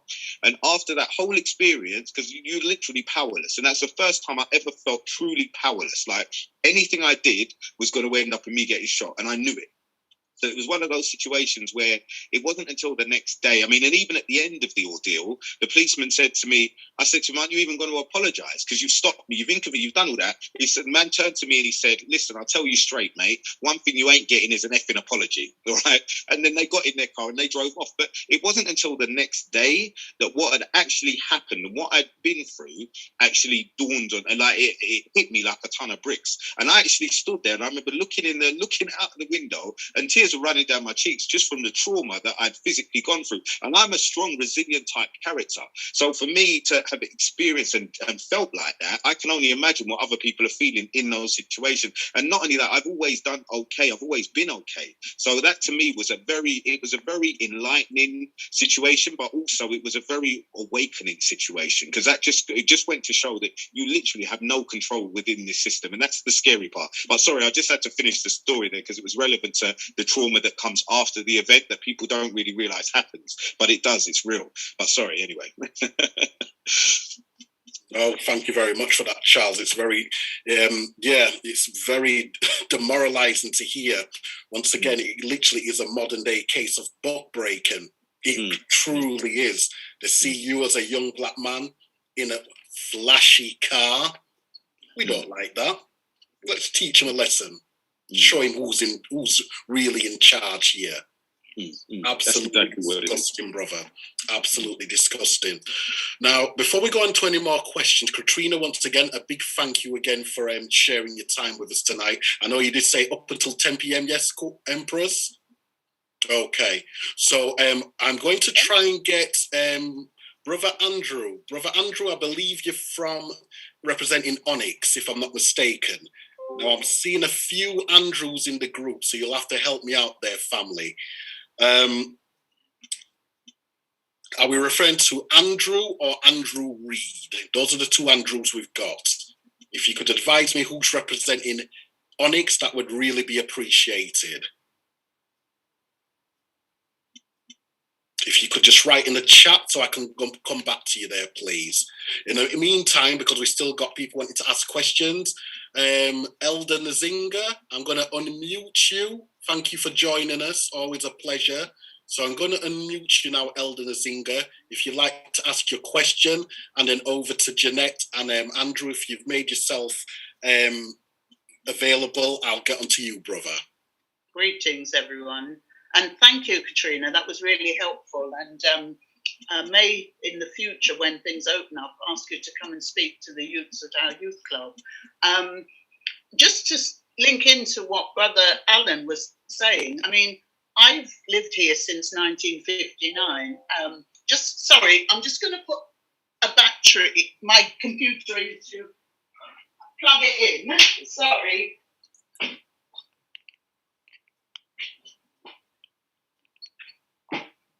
Sorry, I hadn't realised I hadn't plugged the computer in, so the battery is low.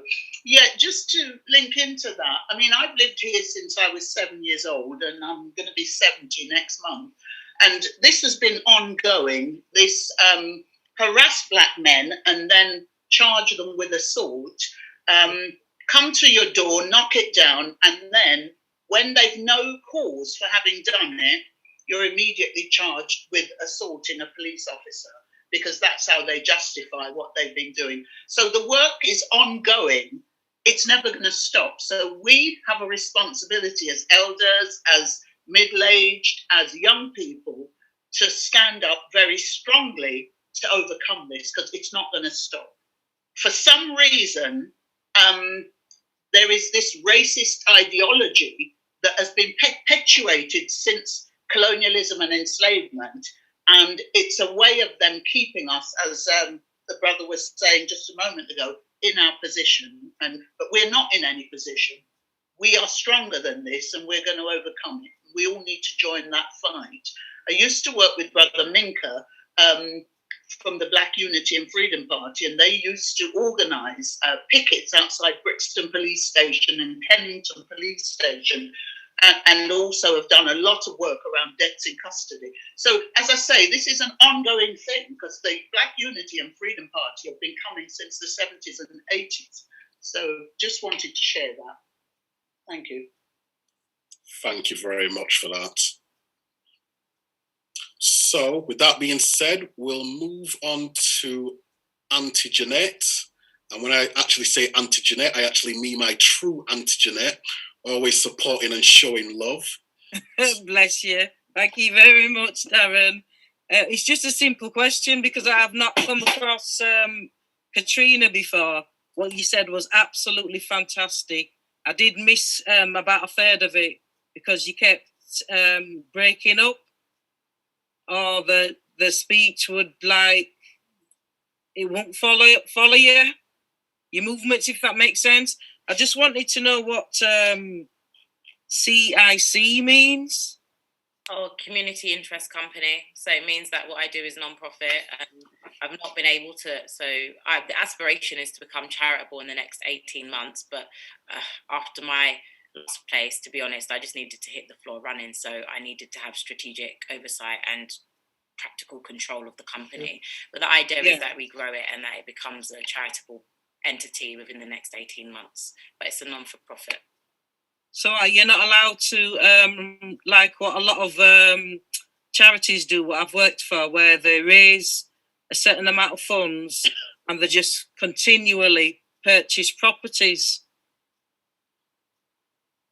I don't know anything about that. That's not my game. I'm not into property development. I'm into community activism. I'm into challenging. I've just the quickest entity. So I'm the wrong person for that. I just know that it's the first step for me to become. I could have been a charity, but I have to build the board. I have to convince people to come on board. I don't have the time for that. I need to strike whilst the iron's hot. And then when people see what I'm doing, if they want to come along in a year's time and sit on that board as a trustee, then it's a different conversation. But everything I do has always been to serve my community, to serve society, and for the good.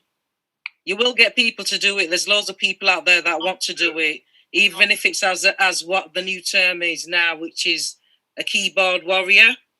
Like people like me, I'm disabled. I can't go out there, get a bus, be there on time, and I know I'm going to fall asleep in the meeting.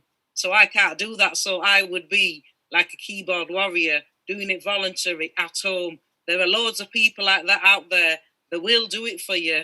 You can set it up. It's scary. And that is how these companies have grown to be so powerful, especially the ones you've not heard of. They pay themselves a basic salary. They choose what they want as the basic salary. Then after that, it's property, land, stuff like that. So that if the company does fold, they just sell all these businesses and they're still rich anyway.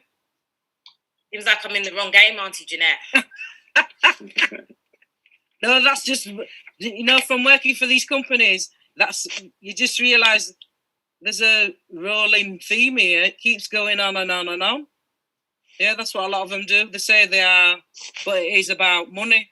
If you looked into the background of these companies and the people that actually set it up, you'd be shocked and disgusted at how much money they pay themselves. Last year, I raised nearly £500,000 for the organisation I used to be CEO. Wow. I left that. I did £122,000 via GoFundMe that I did myself. I set up, no oversight from my board, and then brought in donations of over £100,000. So if it was about money, I definitely would have stayed in my old job. It was a secure income. I was employed. I was safe. What I wanted to have was the freedom, the autonomy, and I suppose to be backed by my community and be held accountable by my community in a way that I hadn't done before. So incredibly daunting, because I am used to being full-time employed, always had a regular salary, got a mortgage to pay, but decided sometimes we get too comfortable, and when you're too comfortable, there's no real growth. So it's such an honour to be amongst such high esteemed people here and having the support and the advice and guidance around building something new. But it, for me, was never about the money. It was about having the control to address the problems as we see fit, and not going to master and asking and being told you can't or do it this way when there's a different way to do it. So excited about the next year and building this organisation and just needing all the support. So if there are people that have skills and want to volunteer, I'm definitely going to need people behind the scenes or to do things like that. Especially young people, they'd love that to be given that chance and given that guidance, especially the title. They would love it. And you've got that to put on your CV as well, that you've trained these people in all these different areas. So it'd be win-win all round. Sorry, Darren, went off. No, that's perfectly fine. Thank you very much. Okay, so with that being said, we've also got Debbie Field Pello. So Debbie, I'm just going to ask you to unmute yourself. Hi everyone. Thank you, Katrina, for your presentation. It was awesome and amazing. And thank you, taking the initiative party, for putting this together. I just wanted to not ask a question, but just to let everybody know that I run Black British Parent, which is a company that is about bettering ourselves for our children. It's about creating safe spaces for Black families. Also, what we are doing at the moment is developing our website. And so we are creating a database of practitioners, therapists, and community organizations. So if anybody's interested in having their company or their details on our database, by all means, please just go to our website, blackbritishparent.co.uk, and there's a registration form so you can enter your details so we can add you to the database. Thank you very much. Brilliant. Thank you once again there. So, Katrina, we are cutting it quite fine, but we do have a few questions which were put into the actual chat. To those who have put your questions into the chat, I hope either number one, if I haven't asked them on your behalf, they have already been answered, which I hope they have been, judging from the chat, but here we go. First question to you there, Katrina. Can we influence the police to train and employ young people? The police needs more race balance. Now, I think you did partially answer that, or may have fully answered that in the actual chat itself. Okay, so I think two things. All right, I think I have to think about this. I don't really have to think about it. I just need to be diplomatic in what I say. And I'm going to take on this kind of, whatever your life calling is, no one should deter you from doing it. So if people want to become police officers, they should become police officers. I don't think it's the job or the role or function of Black people to enter systems as fodder to try and change the system. The system should be changing. That doesn't mean that you don't go in somewhere and you don't use your zeal, your enthusiasm, your knowledge to bring about change. But I don't think that's a very heavy burden to carry. So I don't like this idea that if you just get more black faces, things are going to change. It doesn't happen like that. We look at the police forces in the USA where they have high numbers of Latinos and black people, and we still see police brutality. I think there's the institution of the police is a brutal institution, and that's not the UK. You go to Nigeria, we saw the SARS. You go to Jamaica, Kingston, in Tivoli Gardens, they're all shot a man, those police there. So the institution of police is a problem. When we get into being black people in a land that's not our own, we come into the interweaving of racial discrimination, social injustice, but essentially the police as a mechanism, I think we should look at how do we want it to function. Then speaking about young people who are most vulnerable people, who are the people that need the most protection and most guidance, are we sending them into a lion's den?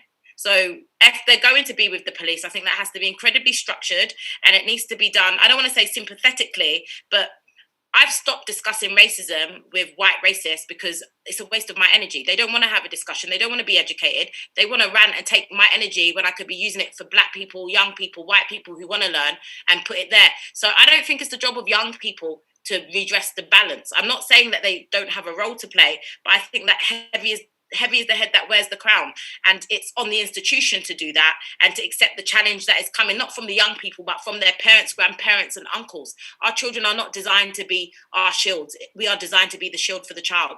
So yes, young people should be encouraged to go into the cadets if they want to do that. Yes, they should be encouraged to be in civic settings with the police. I believe that we shouldn't be pushing young people to be in the police. I think we should be reimagining what the world looks like without the police force and service that we have, and maybe encouraging young people to go into counselling, to go into like financial management, to go into training, not of the police, but being able to hold to account in different entities like Her Majesty's Inspectorate or the IOPC. I just don't think going into the police, I think it's an easy answer, but the wrong answer.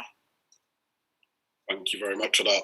Unfortunately, I do share those sentiments. I've argued a few cases similar to yourself, Katrina, in respects of when they say, okay, black faces in high places, yes, but where's the power? Can I jump in on that? Go for it. Charles was just gripping. No, yeah.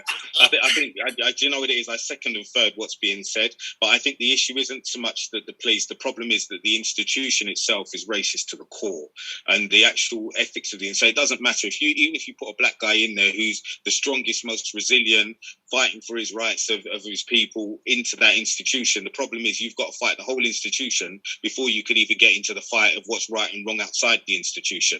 So the issue is that I think the racism, it goes deep, and this is a white country. It's a predominantly white country. So ultimately, the racism stems to the core of the country. We only represent 6% of the people at best. So I think the issues are that we've got to just understand the fact that that's what it is. But one of the things that we're looking at as a party, as a political party, is, I don't know if you guys know, but in Stamford Hill, the Jews have got their own police force effectively. So they've got their own. So they if they have a problem, they don't call 999. They call their own people, who then the police force only get involved if their own people can't handle it. So if it's stuff like murder and things that go outside of the immediate problems, but they call them showroom. They've got their own police cars. They've got their own police uniforms. Like, my thing is, and back to what you were saying earlier, Katrina, about being geographically located, Croydon is an area where we've got a majority of black people in London have been kind of segregated to Croydon over the years. So the thought process was we look at implementing something like that within the Croydon area, where we've got our own police force, which is managed by, I mean, and what we do is, because we've got to be careful about not being branded as thugs and so on and so forth. So we get one of their black people in who has basically dealt with and understands their system to manage and basically work our own police system within our community and police ourselves, because the truth is we'll be able to solve crimes quicker than any of them could from the outside coming in anyway. So I think we just need to be conscious of the fact that the police system is what it is. We're not going to change it. And it don't matter how many of us go in there, we still fight in the core structure and the racist structure. That's the problem. And we need to look at coming up with our own solutions outside of that.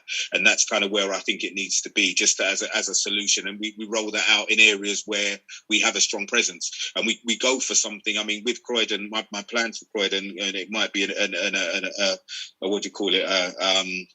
an ambitious one, is to go for something like Atlanta in Croydon. So we make it a safe place for people of colour. We make it a safe place for working class people, where the police aren't out of control and using their power to bully and abuse people along the way.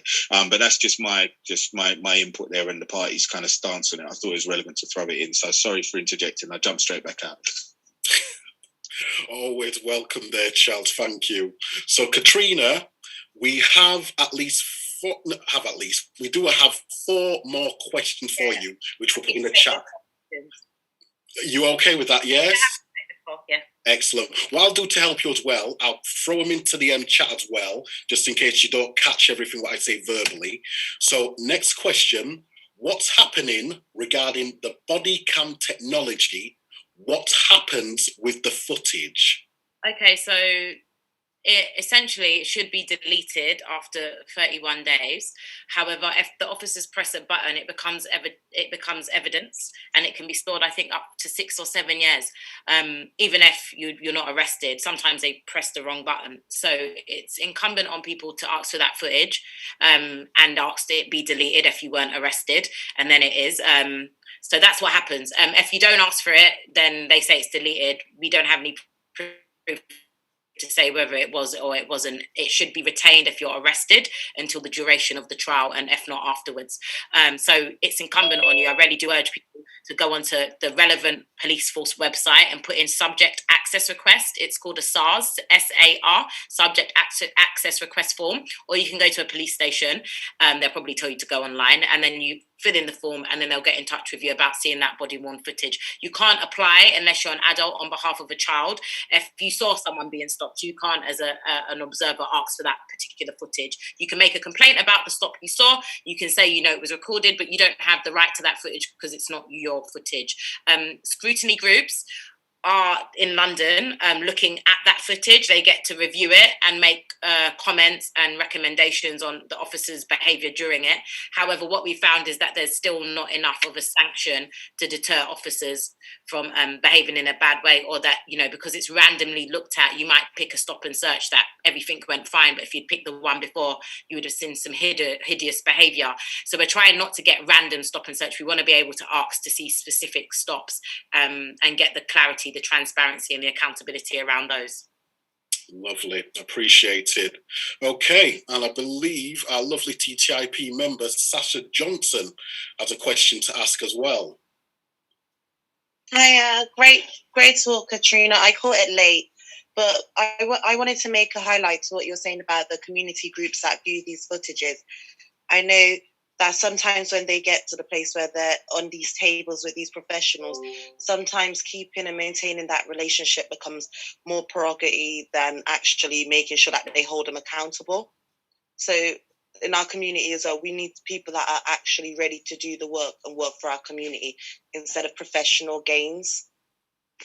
Yeah, I totally agree. I'd never thought I'd be sitting here as the director of my own organisation, having just gone to the photocopier 6 years ago and just put my hat in the ring as a community person. But in doing that, I recognised there were many a meeting where I was the only black woman in the room. I started taking days off from my council job to go to the Home Office because I didn't trust the officer was telling me stuff right. So I was going to the Home Office meetings and then coming back to my meeting saying, but I heard this. The officer thought I was obstinate. And after a while, we had to ask him to move on, actually. Well, he wasn't good for the group because he was not answering questions. He was only answering if the white councillor asked the question. He wasn't answering it if I asked it and I'm the chair. He wasn't coming prepared. So I didn't think he was counterproductive for what we were doing. So they moved him on. He also said, it made me laugh, he was going to Sudan to be part of some peace envoy for the UN, and he'd made a complaint to the council about me being aggressive and intimidating. And I said to them, if I'm aggressive and all I've got is a pen, paper and a laptop, you need to not send him to Sudan because I've heard they've got Kalashnikovs and all sorts of guns. So to stay right here at Torpuddle police station on Angel, because he doesn't have the credentials to be going a foreign and holding any sort of gun, and if he's scared of me. So I had to have the police made a complaint about my work, even though I worked for the council and the council wanted volunteers, and they came to me and said, oh, it's a conflict of interest. I said, you guys put the thing up in the wall. I responded to your and it was obviously that I wasn't the right sort of person they wanted. I was black, They do but probably too black. The police are given money every year to put towards rehabilitation. Last year, the police had £800,000, and they could have chosen to give that to Black-led organisations who are working on helping to empower young Black people towards walking away from crime. But they don't choose to do that. They choose to build up more prison to put our men in. I think not only the race offenders register is important, but I think giving people like the ombudsman more power and people that work within the services that the prisoners report, like civil service jobs and stuff, they should be given more power, because they deal with a lot of the reports and stuff that happen within the prison systems, but yet they don't have the power. A lot of them have the experience, just not the power to take it where it needs to go. So I think we need to work on giving existing structure there and seeing where we could input change there. The black people entering the police is it's almost like that movie Red that was on BBC, where Red, White and Blue or something like that, where they were showing about the officer. Yeah, when his dad was brutalized by the police, he then went and joined it. Was that him wanting to be a better member of society, or him choosing not to want to be a target, but wanting to be the one that targeted? So that is a question I beg to differ, whether he joined it because he wanted to make a genuine difference, or he just didn't want to be targeted anymore or be in the same position as his dad. Very interesting perspective there, Sister Sasha.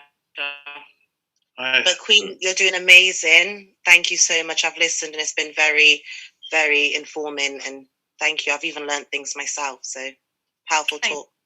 I have a question. Go for it, Andy. Thank you. Katrina, thanks for doing this today. Really appreciate it. So I met you a year ago. Go ahead.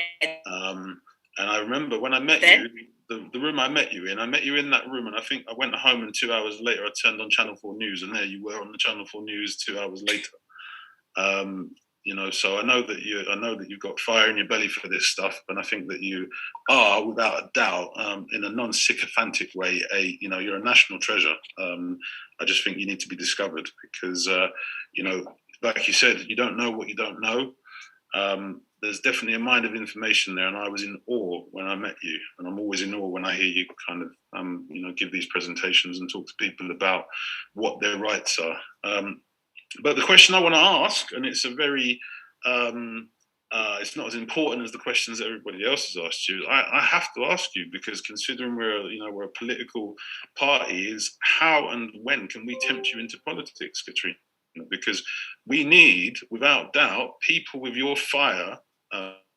firebrand in strategic political positions. We really do.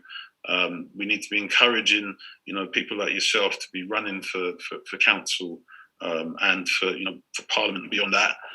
So that's my question to you: is how and when can we tempt you into running for political office, and do everything we can to make sure you get there? Where's she gone?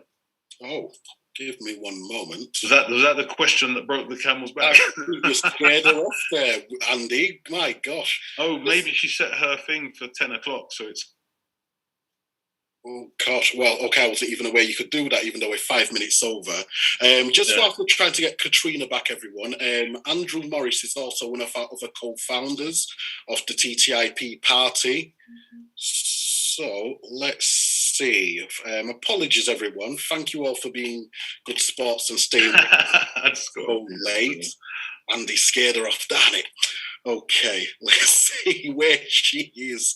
Let's see if we can get her back. I have a habit of doing stuff like that. No, not to worry. Well, I'll tell you what, Andy. Katrina's back. She's back. She's back. Okay. What happened? I missed the best bit. Oh my gosh, sorry about that. I was like, not to say anything else, but I was just herring, and then I just got kicked out of Zoom. Don't think I was going to eat my dinner, guys. I'm definitely not. I haven't left you yet. That is not my exit. So sorry if I missed that, Andrew, but I no doubt it was really some fantastic, nice things you were saying. Was there a question for me? There were some really nice things. There were, but I'll give you the abridged version, because I got my nickname is Shaw Talks a Lot, or Sir Talks a Lot, or something like that. I can't remember. But the abridged version is: how are we going to get you to run for council or parliament, Katrina? Because you got candidate written all over. Have your screen frozen again? Because you look. No, it's not frozen. I just now Okay, you guys have put me in a tricky position, but I am a member of the Labour Party, and I actually have got a councillor interview. So you lot need to, like, even though we're on different sides of the spectrum, right? So this Saturday I've got my interview. So fingers crossed, we'll see. It's a forward selection in Wandsworth, and then if I get through, there'll be a selection in the summer. So yeah, I've put my hat in the ring. It's the first time I can create my life. I've unfortunately lost my gran a month ago and my grandfather a year ago, and they're incredibly dear to me. But retired from a granddaughter duties and now not a CEO and building my own business, I can create my life. So I can now serve properly, whereas I didn't have the time capacity, but I'm doing that. So yeah, no. I should be hopefully running in the election next year, representing the Labour Party for Wandsworth. Wrong colours, Katrina. Wrong There you colours. are. That's all I can say. Oh yeah, wrong colours. I'm not sure about that. I have my thoughts about the Labour Party and always, but I'm going to be really honest. I kind of have to stick with what I know and where I think I can do some great works in Wandsworth. But it doesn't mean if there's not, any way to align. If there's policy positions where I feel we are aligned, then I'm no doubt going to speak about that alignment. And I think we're always greater. I've chosen to sleep under. It doesn't mean that I can't see warmth and value in other people's abodes as well. Yeah. Well, let's break bread anyway, and we'll have a further conversation, I'm sure. Excellent. Thank you very much for that, Andy. Sasha, I'm trying to get you quickly back in. I'm not entirely sure what's going on there. Okay, not to worry. I'm here. It's okay. It's late now. I think I'll join Andy in that conversation. But can I just say something? I always have to ask the question of, is Labour something that is fitting, or is it just traditional politics? Katrina, you're on mute. I'm just going to get you unmuted. Yeah, for me, it's not traditional. It's just what aligns with my values, where I'm at the moment, and where I think I can win. So it's strategic. It's not going against the grain. To be honest, with my background, many people say I should be running the Conservative Party as a black woman that went to Cambridge, bought her own property under right to buy, is an entrepreneur, that actually some of the things sit better with people in blue. And as there's not many black women politically, I could probably go a lot further, a lot quicker. I'm not here to go far quick. I'm here to serve and serve as I can. And at the moment, I feel there's work to be done within the Labour Party, and I don't shy away from work. So I want to be in that position to challenge within and also challenge outside. As I said, if there's things where taking initiative party and me can align on stuff, and I'm in that position, I'm not going to shag anybody because it's a black party or working party and because I'm Labour. If there is the policy position where we can work together, we will. But at the present moment, oh, you're breaking up there, Katrina. So where I can win and where what I believe in, and that's perfect timing. Back over to you, Darren. Excellent. I think I answered. Lovely. So just a few more questions there, because you've been a really good sport tonight, and thank you again there. Next question. Have you presented at Unison Black Member Conference before?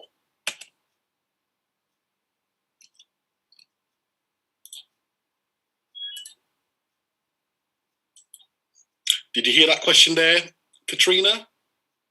I didn't hear that question. That's okay. I've wrote it in the chat as well. So the question being, have you presented at Unison's Black Member Conference before? Yep, I presented last year in Bournemouth. I think I was keynote speaker. So yeah, I presented at the Unison Black Members Conference. I also presented at the National Education Teachers Conference in Manchester, and I think it was Liverpool, and a couple of other conferences in Ireland and in Spain. I've been there to speak about this as well. So I was going to say international. That's not really international. It's just across the pond. But yeah, I've been a foreign, and I've been up north and south representing. Wow. Representing these sorts of, so you've probably seen me somewhere before. Excellent. So on to your next question there. This one's quite a nice dicey one there. Without stop and search, how do we get the weapons off the street? Our black youth are dying at a higher alarming rate from knives. Okay, I think that's an interesting question. I want to say, so if you have a bar and you keep having broken glasses or broken glasses at the end of the night, you don't say, well, how do we stop breaking glasses? We'll just get more cleaners to break up the broken glass. That's essentially what we're saying with stop and searches. But we don't know how we're going to stop people from wanting to kill people or carry out harm, so we'll just get the police to do it for us. I think that that's the wrong approach. We've seen that stop and search is predominantly used for drugs. I think nearly 76% of stop and search was about for drugs last year, so high numbers, usually in the 60%. So weapons don't make up a lot of numbers in terms of searches. We also know that most weapons are stashed in places and then gone when they're needed. So my thing is, in order for police to do intelligent stop and search, they need to have intelligence. That means that they need to know who's who and who's doing what. Because of the relationship with the police and Black communities, Asian communities, working communities, let's just call working communities, there isn't that relationship. So the police don't have the intelligence to do it. And that's why we see out of the nearly 550,000 stops conducted last year, nearly 70% were no further action. So there's this misconception that stop and search is good for taking off knives, because if it was so good, why do we still have knife crime and murders? Are we saying that the police aren't doing enough, so that's why it's still going on? No, it's because we're using the wrong tactic.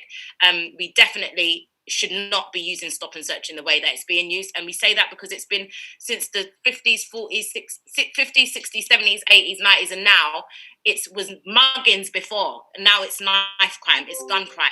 So the narrative is always morphing to basically make it palatable and acceptable. If we don't want young people to carry knives, then we need to do more at home. Let's be really clear about that. We're talking about the community. A lot of this does start at home. So if you see your children are going down the wrong path, you need to call out and ask for support.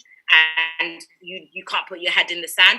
Most young people are being excluded from schools. If you're excluded from schools, you're more likely to be doing nothing. Devil makes work for idle hands. So let's stop looking at school exclusions and then making sure they've got mentors or coaches to just give them something else to do.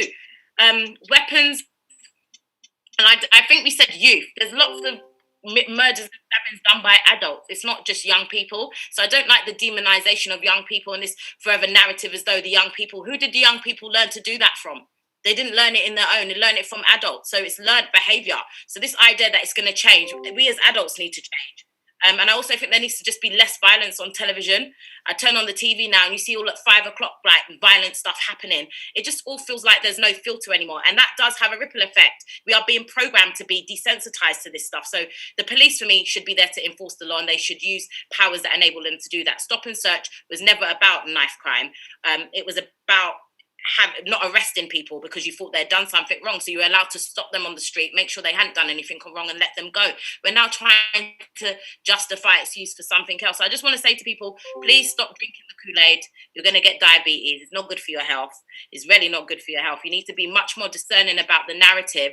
These are the same people that will tell you we're robbers and thieves, and then they're going to tell you stop and search is saving us. If it was saving us, why are there so many of us dying? So my question to that is I love children. I love children, Black, white, Asian. Every child should have the right to life. What I don't like is children being used as fodder for political gain. And that's what we're seeing now. You know, this is about political gain. It's a political football, and stop and search is not a tool to fix violence. It's there to allay or confirm suspicions. It's an investigative tool. It's not a deterrent. So we're trying to make police be all things to all men and women when really they're law enforcement. And unless they have the relationships and the relevant intelligence, they won't be able to solve crimes and they won't be able to stop crimes because they're not connected to the people doing them. So yeah, that's my 2 pence on how we save young people. Give them something to do. Don't have them wandering idly. Bring them to work with you. Find something for them to do. Don't just have them, and know their friends. How many of you know your friends' parents? You've got your children going to people's house and you don't know what the hell's going on in their house. Sorry, and you need to give me another question because I'm on my soapbox now. Okay. Well, you've certainly got 2 more questions and then we'll wrap up for the night, and then we'll have one question specifically for TTIP, which I believe Andrew will answer in due course. So your your first question, or first to last, given the brutal behaviour of police when in contact with Black communities, are they randomly drug tested? Police are randomly drug tested, but I don't see why we want it to be random. We don't want it to be random. We want it to be when those incidents happen. So let's get away with random stuff, or keep the random stuff. Let's have it so when there's instances such as a taser being drawn or handcuffs being used in like and spray and a baton. So there's a, like, let's just say a factor of two under the age of 18 need to be drug tested for me. You know, why are you using such aggression on children? And I think that's part of the problem, is the black male is never Oh, sorry, Katrina, you're breaking up there. Oh, you're frozen. have died of concussion, and then they just fixed him up and left. You know, no one was arrested. So if we're saying about the brutality of the police and what they need to do, they need to be drug tested. We need to be demanding that. They need to have psychometric tests. And once they've been dismissed from a force, they shouldn't be allowed to get jobs in anywhere else. They need to be blacklisted and put on a, just like the racist charter, on a no security, no, you know, don't be going to doorman now because you can't be a police officer and then you're going to bad people up on the door and want to fight people in protection of the premises. Once you're out of the police, you don't have any duty serving anyone, because if you couldn't do your job as a police officer, how can we trust you to do your job as a private contractor? So that should be the standard. Absolutely excellent. Okay, so Auntie Jeanette, you did have your hand up for the last question. Do you still have one to ask? Yes, it's got nothing to do with the party. What does 1111, whatever it is, how many times, what does that mean? That just I've asked the question in the chat, but nobody's answered. No, that just basically means people are agreeing with what Katrina is saying. And you missed my response, because I did reply to you directly, but... All right, because my screen keeps freezing. I don't know why. It won't let me go back. Not a problem. Look at the chat. But thank you for that, Andrew. Thanks, Darren. Thank you, Auntie Jeanette. I just want to touch on my personal choice, or my choice to serve whichever party I serve. If it is a mistake, time will tell, and it will be for me. Who feels it knows it. But I know what I'm coming in this place to do. And to be honest, I've been doing what I've done before. I've only been in the Labour Party for 3 years and I joined because of Jeremy Corbyn. I'm not really in a passer of any party, but I recognise that my voice needs to be heard. My face needs to be at tables. Yes. And I need to be somewhere. So wherever it is, and at the moment, Labour Party, I know that changing. I'm quite happy with my decision, and I'm not here to really get support or live out my life for anybody else. So I implore people to make their own path and to follow their own paths, yes, and to be supportive of people who their paths may differ from you, because you know every kettle boils little differently. As my grandfather, my kettle and your kettle don't boil the same. Thanks. Fair enough. So with that being said, Katrina, absolutely excellent broadcast today. If I could ask everyone to unmute themselves and give Katrina a raucous round of applause. Thank you, Katrina. Well done. Yeah, absolutely. Loving that. You got a boyfriend? Eh? Your marriage material. Eh? You have a man? Listen, yeah. Lord, easy with the all right, you misogynist. She has a man. She's an independent black woman. That's right. Yeah, behind every good man's a good woman, though. Wow. In time, I'm sure she'll find her handsome. Oh boy! Bless. Keep doing your thing. Thank you. Sorry guys for coming late. But I really missed everything, and I really wanted to get to this meeting. But looks like there was some really good people I would need to contact, because I'm working on an academy project. So it's born out of black knife crime. Okay. You missed a great meeting, man. It's recorded, isn't it? Yes, so don't worry, Brian. Yes, it's on both Facebook, Instagram, and YouTube. Okay, Facebook, Instagram, and YouTube. Okay, and what's it called? What's it called? You have come onto the TTIP broadcast. If you need to go, Katrina, we needn't kind of detain you any further. We really appreciate you being here and taking the time. I'm just going through the chat and just making sure I hadn't missed anybody. But my details are there. Thank you, everybody. I'd like just to send love and light on this journey. Everyone take care of yourselves, be kind to yourselves, and thank you for sharing and for the platform. I really hope to be able to, if not serve you politically, to definitely serve you as a Black woman in those spaces, doing what I do best, which is advocating on behalf of those people that don't have a voice. Thank you. Yeah, I'm sure we'd have you back if we can get you into your diary. I'll be back. Regardless of what colour hat I wear, my skin's black, so I'm always here for you guys. So thank you ever so much. I'm gonna. And the colour can't wash off you. Never. Katrina and I Labour. I'm a Labour member as well. So that's good. No party politics here, other than taking the initiative. No, there isn't. No. Laughing on the side. This is about TTIP. So, brothers, have a blessed evening. Thank you ever so much. Thank you very much, Katrina. Bye. Thank you. So, how many people are in this chat now? I haven't forgotten you. I'll contact you soon.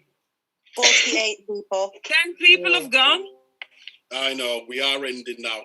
Andrew, whilst people are dropping off, do you want to answer that question I put your way specifically for TTIP? Yeah, sure.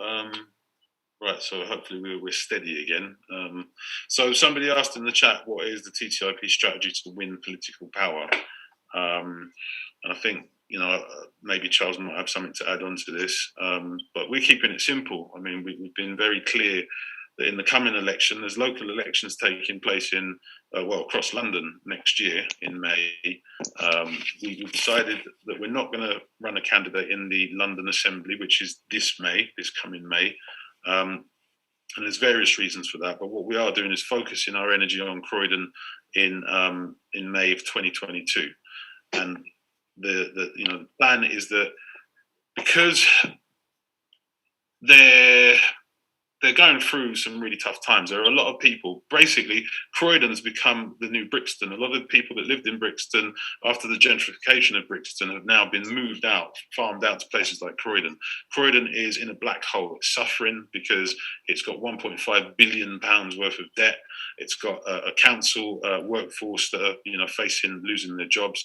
And what we're trying to do is, sweep that up, because if the record that they've left behind is anything to go by, then we can't do any worse. In fact, what we can do is make it better. So the plan is to go in there and take it over. And all I would say is, because a lot of people have asked us the question, well, why Croydon? Why not this area or that area? Somebody's asking even in the chat now, we've got representation in Manchester. Yeah, we've got some people in Manchester. And we need to get a little bit more organised about that, and we're not going to make any excuses around that. But it's like the whole, if you're of a certain generation, that whole analogy of, when you saw Asian people living, and this is not a race thing, living in a house, 10 or 12 people at a time, and then one by one they moved out, because what they did is they put their money together and they bought a house for each individual member of that family. Who's laughing now? Because what they did is they were really smart about how they acquired property. Now that's how we've got to be in TTIP, because what we've got to do is look at taking a council, rather than making promises, over-promising and under-delivering, by going and spreading our resources thinly and saying, right, we're going to take seats all over the place. Realistically, if we start looking at one place and we do something really powerful there, then the rest can fall into place from there, because we will be looking at parliamentary seats after that in 2024. And parliamentary seats, it's not easy. Council seats, you can win a council seat with as little as 150 votes. In some cases, it might be as much as 1,000. But the reality is, if we focus on Croydon, we take Croydon, we change some lives for the better in Croydon, then there's no reason why people won't join us on this journey in other London boroughs and outside of London, in Manchester, in Preston, in Leeds, in all those kinds of places. But we need to start somewhere first and be really organised and focused about how we do that. Add to that, Andrew. Yeah, sure. Yeah, basically, Croydon, I used to work for Croydon Council. Croydon's the second largest borough within the London boroughs. In size of the city, it's the seventh largest. It's 385,300 and something people in Croydon. There's 3 constituencies, and it's very, very political. When you're talking about 150 million in debt, Croydon Council has just got, they won't say how much they've just got recently from the central government, but I know that initially they was looking for 60,000, then it went up to 150,000, then they was asking for an extra 90 million, all right, sorry, 150 million, sorry, then it was asking for another 90 million, which is 240 million, so they're really in debt, all right, so there's a lot of skullduggery going on with the ex-CEO, Joe Negrini, from New Zealand, £10,000 worth of laptop. She spent time in south of France in the top hotels, working on behalf of Croydon Council. She's appointed someone who's a lawyer. I won't go into it too much, but she made a head of resources, didn't know anything about resources. I remember the time in, about a year back, they was asking for all departments to ask for to get 2 million, to save 2 million within a month. All right, all departments. They was in dire strait before COVID-19 hit. All right, the Initiative Council, which is made up of Labour, the councils, made up of Labour, Liberal, Democratic, Conservative. They told Croydon Council not to go into the reserves, yet they didn't listen. They went into the reserves. Joe Negrini could have saved money. There's a lot of things that went on. I know lots about Joe Negrini. I know lots about Joe Negrini purely because when she was the town centre manager in Brixton, I was the chair of the policing committee under the Brixton Area Forum at that time. So I know lots about her. I know she's got a planning background, but the fact is she's ruined Croydon. Big time. She ruined Croydon, and that is what that is. But decided to hold out for nearly £500,000 worth of payout before she completely vacated her office. Yeah, well, she was meant to get, initially, she was meant to get 230,000. That was her payoff. Then she left with 420,000 pounds plus extra bonus, plus a letter as well. She had to get a letter before she left, and that was read out to all their staff at Croydon Council. I want to deal with something, if I can, Brian, quickly, because Auntie Jeanette just said that it's always about London, and you know what? In a way, I suppose I can see, why you'd say that. I suppose for us as a party, we've developed what we've developed, and we've got to the stage that we've got to because the biggest concentration of Black people, and don't forget, we are open to working class people as well. We're not excluding anybody, but first and foremost, we've never made any secret about the fact that it's a Black centric type of organisation. That concentration just happens to be in London, and I'm going to be honest. I mean, I'm not speaking on behalf of the party. I'm not speaking on behalf of Charles. Getting Black people to do stuff sometimes can be incredibly hard work. Absolutely. What you got to understand is, if we're not included, how are we going to help you? If you and me in Leeds, you're born into a predominantly Black neighbourhood with a notorious name all around the world, Chapel Town. Then I move into another area now, Hales, which is such a melting pot of every race going. You watch the news, I'm 55, 99.99% London this, London that, London this. Then I get my hopes built on this TTIP, only for me to be like this. It's London again. No, it's because London again. No, Auntie Jeanette, because I'm going to build even you back the up budgets. Again. No. It's all about London. No, it's not. And the levers up here to drown in our houses, the furniture in our houses to float to the second floor. Can I just say this? The way the constitution of the party is developed, and we did this deliberately, is so that people that want to be part of TTIP that are not in London can start helping us by building TTIP in their own areas. So where there's kind of 10 people, let's say you've got 10 people in Leeds who want to be part of TTIP, TTIP can exist in Leeds because the constitution allows for 10 people to start that framework and build it. So we thought about this. It's not like we haven't thought about it, but it's just that because you're out there and we're here, this is why I gave you the analogy at the beginning about the Asians kind of being in a house, 10 and 12 and 15 up, moving out one at a time. Because if we start trying to put everything everywhere, we're not going to achieve anything, which is why we just decided we have to focus. And, you know, those decisions are difficult, but we have to focus and try and take one council so that we can bring everybody else with us. I don't know anybody else that knows about your party in Leeds. Can I just add to Everybody that? I know works apart from me. I physically can't, I'm disabled. I physically cannot do the legwork, to promote this party. Well, that's fine. I've spoken to some of my friends. They've looked into it and they said, well, all they care about is London. Every single one of them. That's what they said. I've got no comeback on that. What can I say? Can I come in? Can I come in? Yeah. Gosh, give a woman a little space.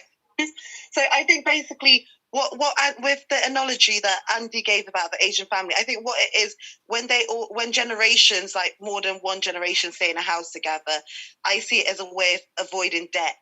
So they're saying don't build up a debt. For us, by sticking to Croydon, is saying that we're not organised and we don't have enough backing. And I can say this honestly, because Black people, we could bring a horse to water, but we cannot make the horse drink. Yeah. So what we found is that when it comes on to engagement, because of the global imaginary that's been created out there by the press, first they were trying to spread that we was trying to take aid from Africa, and then it became we wanted to build up the police and put more money into military. So there was ways that they put people off. So in order to be secure and safe, you have to make sure that you're able to do it. So taking Croydon on, if we're able to solidify Croydon and do it in such an organised fashion that we feel like, now that we've done this and we could count as this as an example of something to look at our work, then we could go out and make that difference in other areas. Like you said, you yourself are disabled. If you find anybody else that is able to do the workshops and want to learn about the politics in that sense, that's why we're asking for steering committee leaders. We're asking for people that are interested in council positions so that we could give them that education and do that workshop, because no man is an island. We have these talks and at times we hit 75 and we hit all, but how many people are actually recruited on our social medias? Who's actually sharing this broadcast back so that their friends that may not be able to hear about us because we're in London can see what we're about and then decide to actively take part and play a role. We as well need to take charge of what it is that we're trying to do, just like how we've discussed tonight about how joining the police wouldn't make a difference because it's institutionally racist. Politics is institutionally racist. Why I say that is, as even with Katrina entering the Labour Party, we've had Black representation in politics. And it doesn't mean that our views are heard anymore. It doesn't mean that we get our issues brought to the forefront. It just means that they're there. If we have enough Black people that are interested in exercising their civics right, getting involved, doing the actual legwork, registering, getting registered, making an effort to try and get other people registered or encourage other people to register. But we're not going to be able to take the system down just by talking about it or thinking, oh, let's make plans for that area with no real objectives of how we're going to achieve tangible change for that area. One thing I think as Black people we need to look at is things like the census. What information is the census gathering for these because the council members and all of these professionals, they use the census to gather information on what community needs are there.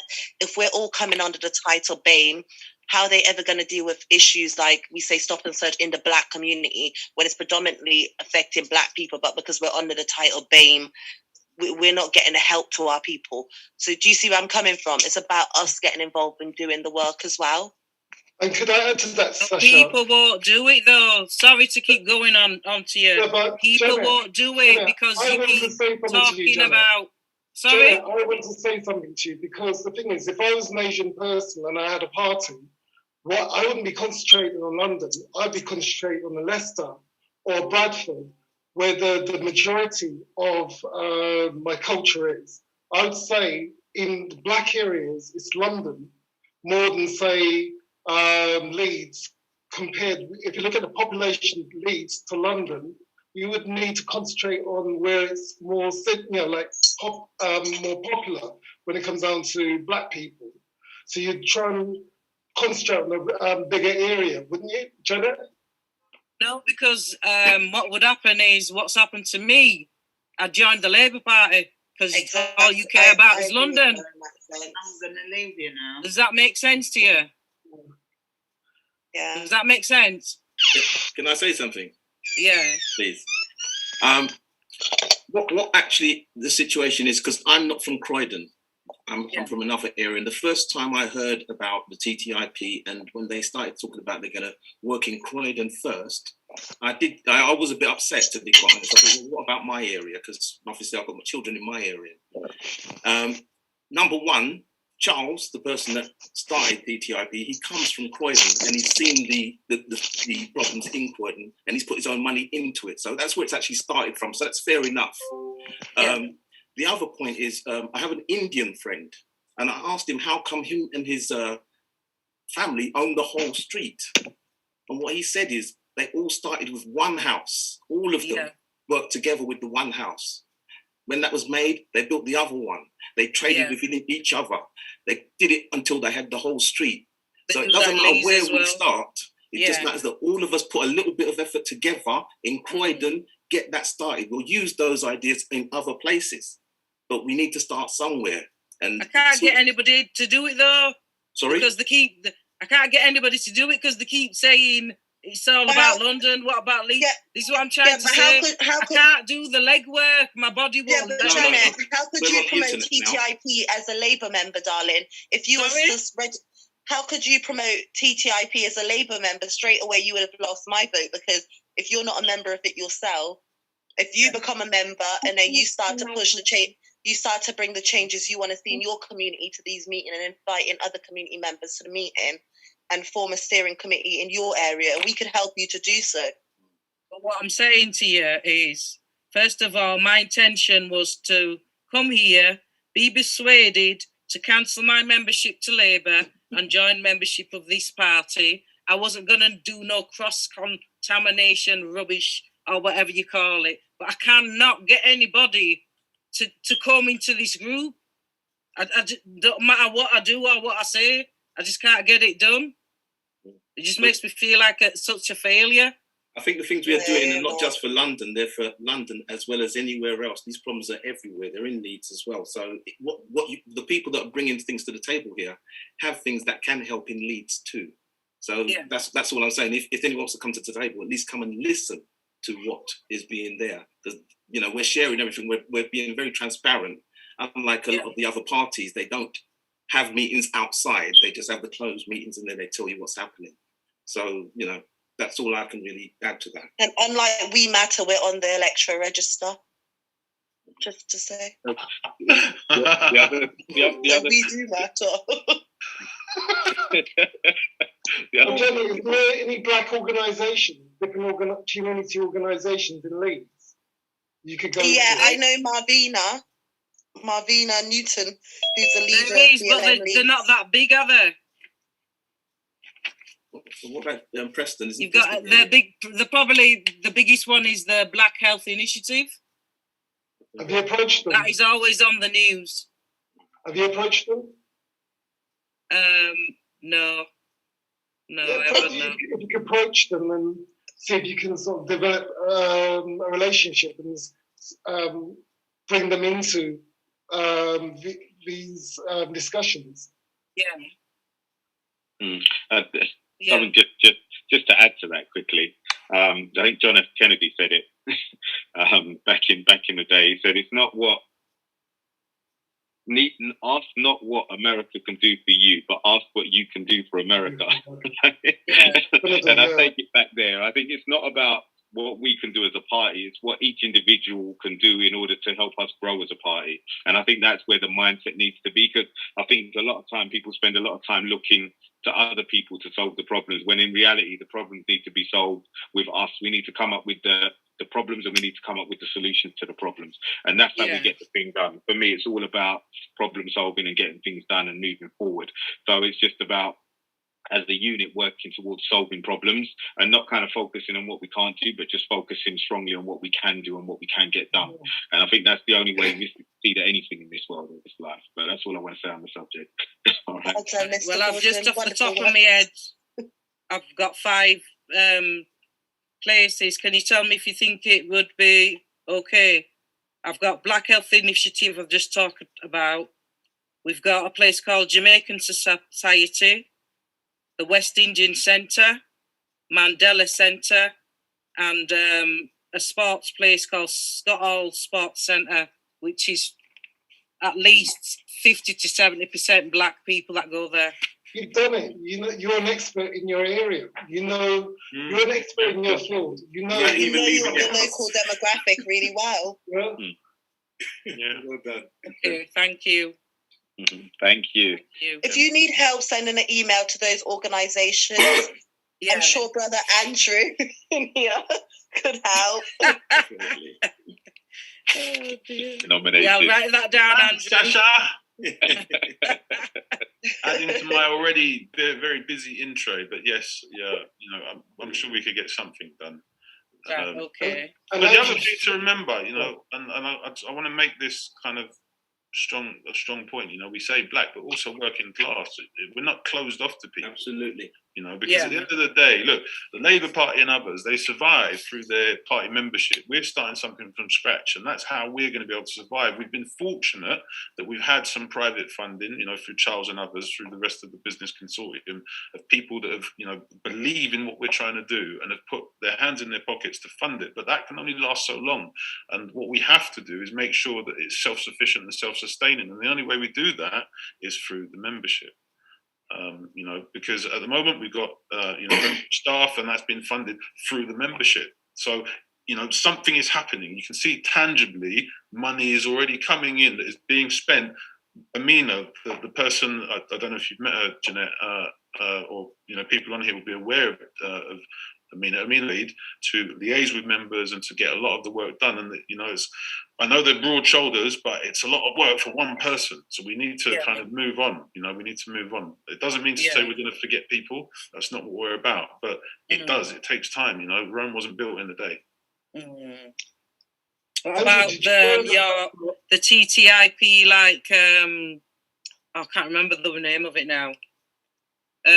You know, when you take a young person on and you train them, and you get a small sum of money from the government, would you not do that?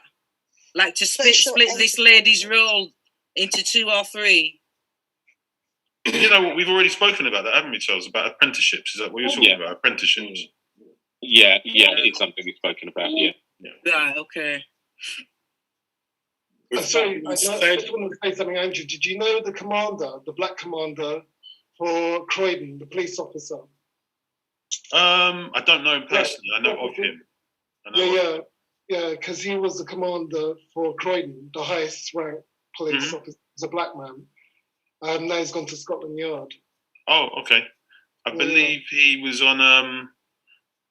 There's a group in Croydon called ANOS, Another Night of Sisterhood. They kind of have this platform where they have this thing called, was it Harder Bread and Horlicks, I think it's called. And I think he's been on there and he's spoken about stop and search and all kinds of stuff on that platform, I'm sure. Because he went through a lot of problems getting to where he was. He spoke in our group, the BAME group at Croydon Council, about the politics of being black and rising to the top. So I was just wondering, as a police person, if you knew him. Yeah. Who's a police person? As a police person? No! Tell me news. Tell me news so I can stop hanging out with him. I would rather you call me a traffic warden or something, but don't call me a police officer. Well, my ears, I'm getting old, sorry about that. Could I ask Janet one more question? Yeah. Like, with the Labour Party, do you actually sit on the Zoom call and talk to them about black policies? No. I just get emails about once a month, if that. So you don't get the chance to become part of the party and give your ideas, and they listen to your ideas? I don't think I'd be able to attend in person. I would get an invite, but it's too far away, and because I've got a problem where my hip keeps coming out the socket.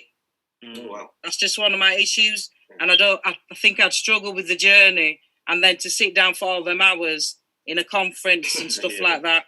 So TTIP I would be wouldn't more go suitable to things for you like then, that. wouldn't it? What? TTIP would be more suitable for you because we can communicate without you leaving your house. Yeah, I know they do that as well, but I'm not going to sit down there. It's because And we'll that'd talk go to you on for about your hours black and policy. hours. Yeah, they'd have like 60 people on the screen. Couldn't do that either. I would like to help you as well in Leeds to get a hold of some people. I can give you some leads, really, really good fantastic. people. Like, for instance, at the council, I know how they operate, so they would have a BAME group there. So that's one of the places you can start. What I'll do is, if you can And you let send me Darren your know. email. Let Darren know he's my nephew. Some leads in Leeds. Yeah, exactly. Right, I'm just conscious. I'm conscious. I want to restore the chair back to the chair. Sorry, I hope I answered the question that the person asked in the chat. But chair, back to you. Yeah, well, once again, I'm not interjecting because this is all TTIP, and once again, we can't leave our potential members feeling that their answers have not been asked. Granted, we're at going on 10 to 11, but once again, if we don't answer these questions, why should people join us? So I'm very happy to continue. Someone has put in another very poignant question in the chat. Andy, Charles, I don't know if you've seen it as yet, and I'll read it out. It was at, call it 10:39 from Tafawa. Great medium to long-term strategy for TTIP. Please summarize how members and your average person on the street will be mobilized to spread the word about TTIP, to increase registration, to vote, and to get folks out on polling day to secure the votes required. UK needs TTIP and it must succeed. On the radio, Darren.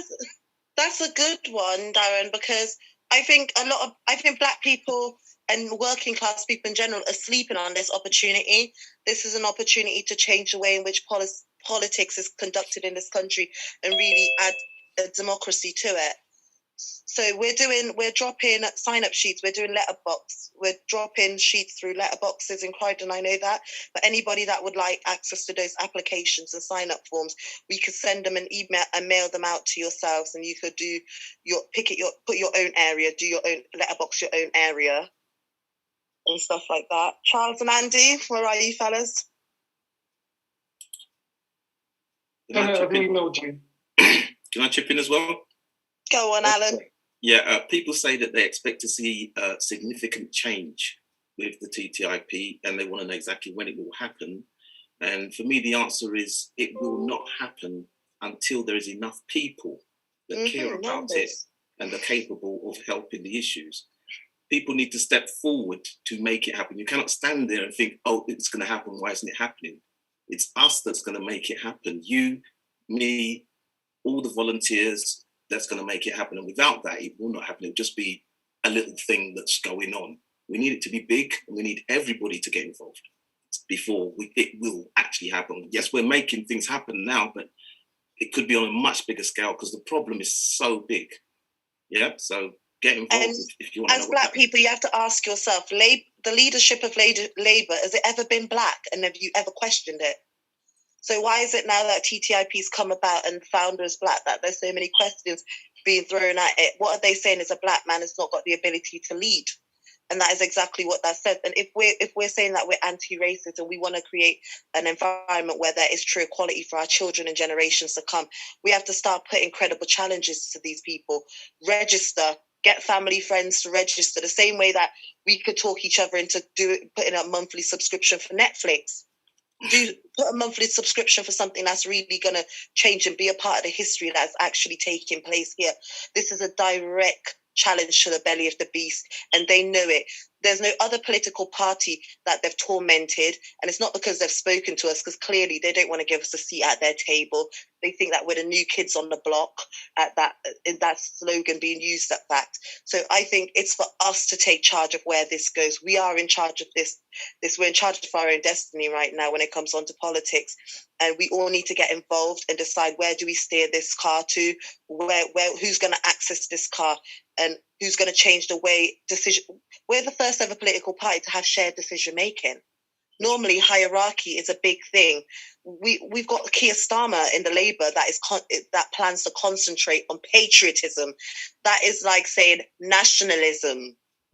So we know who identifies themselves as patriots. So if you're still looking to continue to remain in the Labour Party, ask yourself, are you viewed as a patriot? Do they look at you as a patriot? Are you going to be having your views heard in the future? Come on over. Don't question Black leadership. We too are intellectually capable enough to organise ourselves and mobilise ourselves. So they should respect that. We've seen Daily Mail take hits at us. We've seen RT News take hits at us. We've seen LBC. We've seen Talk Radio. We've seen all of these people take shots at us. It's not because they wouldn't care about us. If we weren't doing anything that challenged them, they would not care. Have you heard anything about We Matter? The last thing I heard about We Matter was that they've been declined to enter the electoral register because they call themselves BLM or something like that. So we need, as Black people, the blueprint is there. It's been created now. Get behind it. Stop trying to create all these other things. That's also a part of divide and rule that they have amongst ourselves, is divide and rule. They split us up and have us out here thinking, oh, they've created a Black party, a Black-led political. Let us create ours from the up north. No, contact us and we can see how we can help you to be a branch of TTIP. Let's create many branches of this tree, because the tree is rooted, but we, as a people, we expect you to help us to water the tree, get the tree some sunlight, be a part of it. We put money to useless stuff. Let's start putting our money where our mouth is, because it's so hard to get money out of Black people, but they never ask why they want to take their money. But for us, it's so hard to get your money. There's so many interracial relationships. It shouldn't be hard to have working class white people come over. As long as you say you're anti-racist and all life does matter, and it's not just something that you're using to divert from colonial past, then you should want to come over. Come on. Well said. Yeah, and you've got to be strategic as well. Well said, babe. Well said. Yeah, but with Black people, they tend to be very blatant. They're not strategic enough. Like, they don't filter in. Well, they ask what changes are we going to make and what we're going to do with their money. But truth and fact is, how many of us sat down and asked why we was paying back for slaves' lost property up until 2015? How many people actually sat and asked, why was that money taken from me? That money could have gone towards supporting my family, as I was even a victim to the slave trade. My family, generations ago maybe, but it still continued to have hereditary effect. The slave trade wasn't something that affected us just years ago. And that is why reparation is so important, because it's something that has continued to affect us. The reparation that the Jewish community received, and I'm not going to be scared to talk about it, because there's nobody that could tell me I'm anti-Semitic. I'm Semitic because I know self and I know my history. So I'm not scared to talk about it. And the definition of anti-Semitism has changed so much in the last few months that I'm not going to be scared. What I'm saying is they've received reparation that's helped to sustain them and stabilize them generations for generation, to the point that they're able to create their own policing system, and they're able to create their own banking system. They're able to be leaders in their own economic right. Like, if we had that reparation, we'd be able to set up our communities. We'd be able to gain back economic stability. We'd be able to put money into these things that we're asking for, create spaces where our community can occupy for themselves and work out what needs to be done in our community. Sasha, we need to talk, because we've already gone from that. There was a Black consortium from the Caribbean islands who went for reparation. England was going to give them the money. When they went to America, the Americans turned around and told them, yes, we'll give you the money, but you have to give the indigenous people, the Arawaks, the money, what you took from their land. And they couldn't even argue, simple case of that we was forced to go over there. They were stuck. Their ideas were stuck, and it ended there. As Black people, we still have Stockholm syndrome at all times. As much as some of us won't like to admit it, we find ourselves protecting master. Whether we do it in such a way, whether it's a question of, do you actually know who Charles Gordon is and Sasha Johnson? Do you know who these people are? Or that is protecting master. That is gatekeeping for master. We need to spend our time at actually gatekeeping for our own community members. When someone says to you, oh, they're just another excuse, they're just No. Do you know what they stand for? Have you gone to any of the meetings? Have you attended? Do you know what the policy says? When you see these people giving opinions, we had a black man come for us the other day, and I was flabbergasted. I thought, what? Wait, this black man, where was he when people, Dominic Robb and all of them stood and told us that we had everything to manage coronavirus, when he sat and told us that the NHS had a vaccine already prepared? Where was David Lammy when those boys in Tottenham needed him the other day, but yet now he's coming out to tell them to take vaccines? TTIP are putting the questions to you guys as the public. We're saying the uncomfortable. But sometimes it makes it even more uncomfortable. You know, your community is not exactly holding your back. So initially, Charles has created this vehicle, but has he done it in such a way at his own detriment? Because there's not a lot of people engaging with it.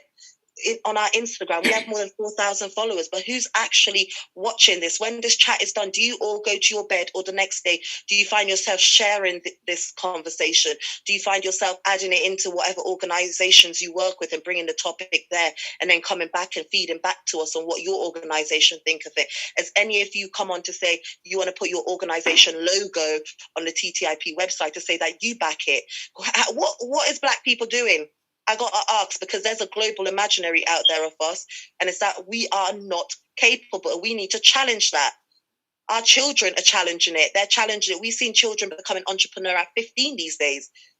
Our children are challenging it. So we have to challenge it to create that avenue so that they could be there and have that fair chance, the fair opportunity that they deserve to have. Every white child that enters a classroom, they know exactly where they've come from, and they plan so many years. They know exactly where they're going. Our children don't even know where they come from.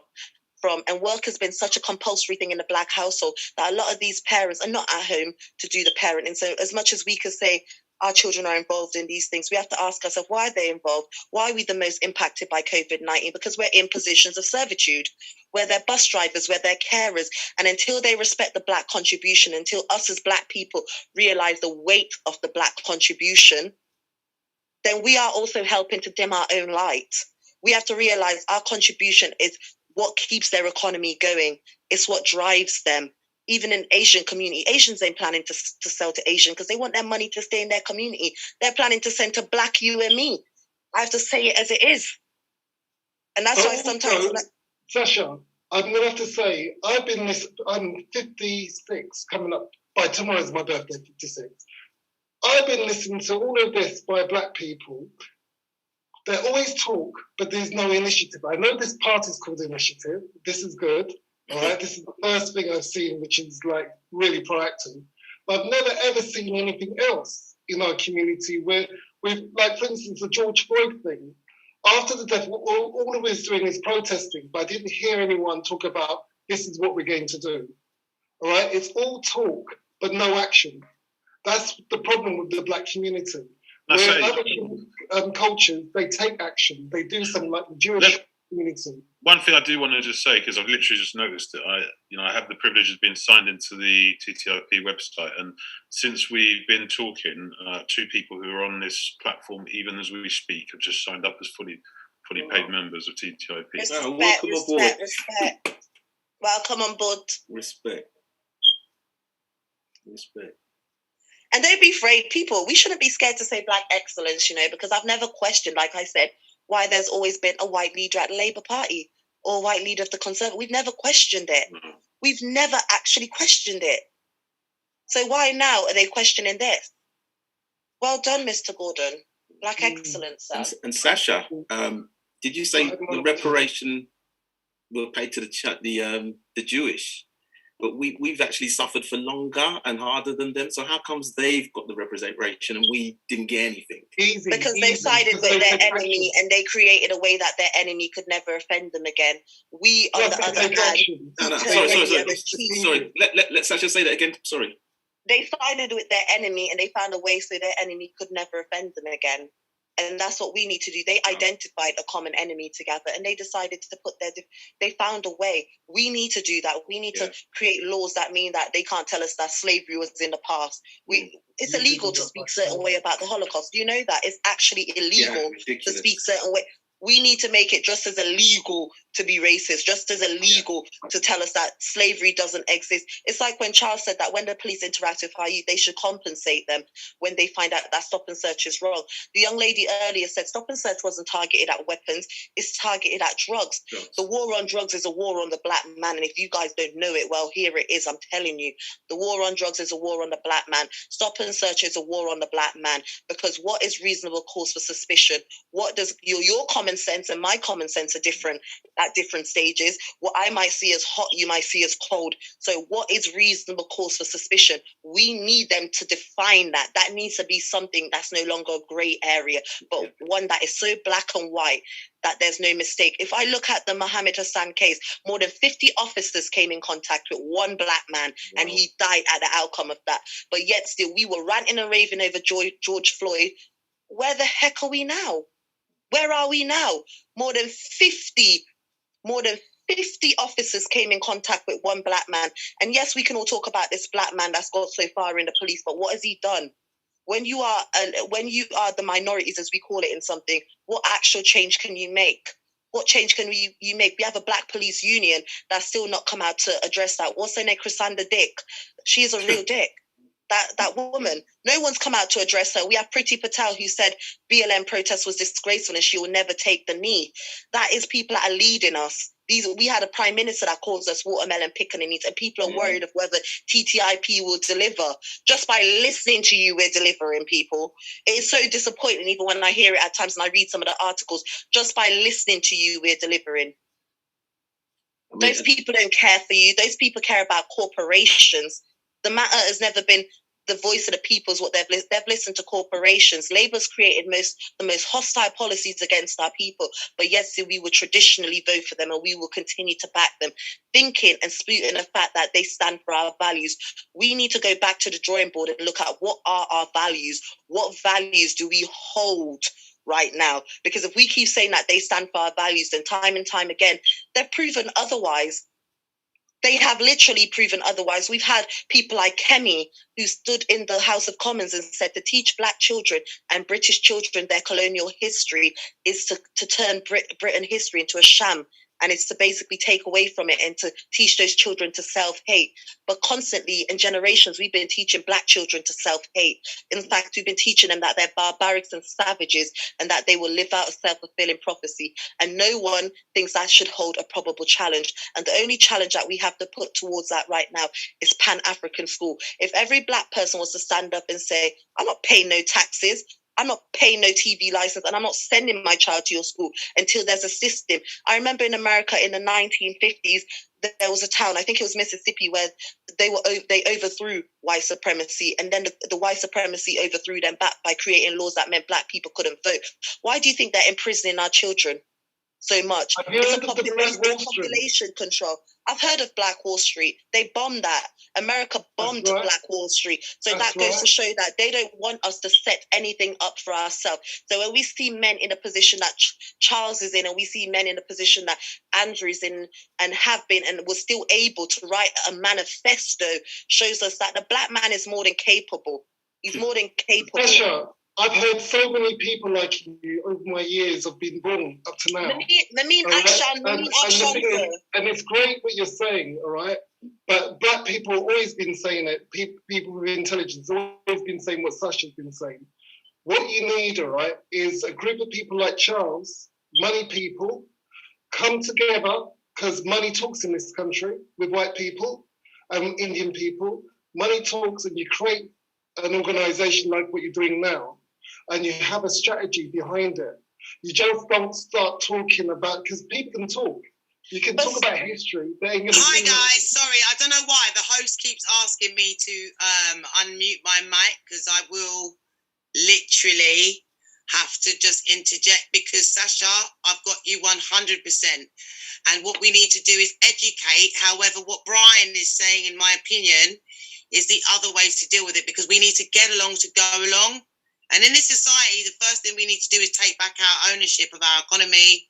And of course, the Brexit thing that's been ignored is because the English population that believe that they were doing that to import their immigrants, etc., etc. If you really think about that, everyone that you go to see in a physicianal position, a dental position, are African, Asian, minority, ethnic. I do not want to be called BAME, but we also have to come to the point where we have the right to say, I'm sorry, how and why did you determine that? Sasha's not wrong with the fact that we have that power, but what we have to do is do it in a controlled way that therefore allows people to say their voice with masses of numbers. And that is where this whole networking situation for Black businesses to get back their business and their economy is the first thing that we need to do, because then that money talks and walks. And then that's when we go, I'm sorry, we're not doing that. And then we don't have to question or deny their power, because we have it on our own. We always have had. Yes. I'm sorry, I just needed to come in there and say that. But I'm like, I agree with you. And on the point that you made, sis, it's about a census. When we look at the 1920 census, do you know that ethnicity and I do was my never history and mentioned? research as well, Sasha, but what you got to understand is your passion right now is intimidating. You need to understand, I'm not trying to say nothing bad about this, because I'm that one.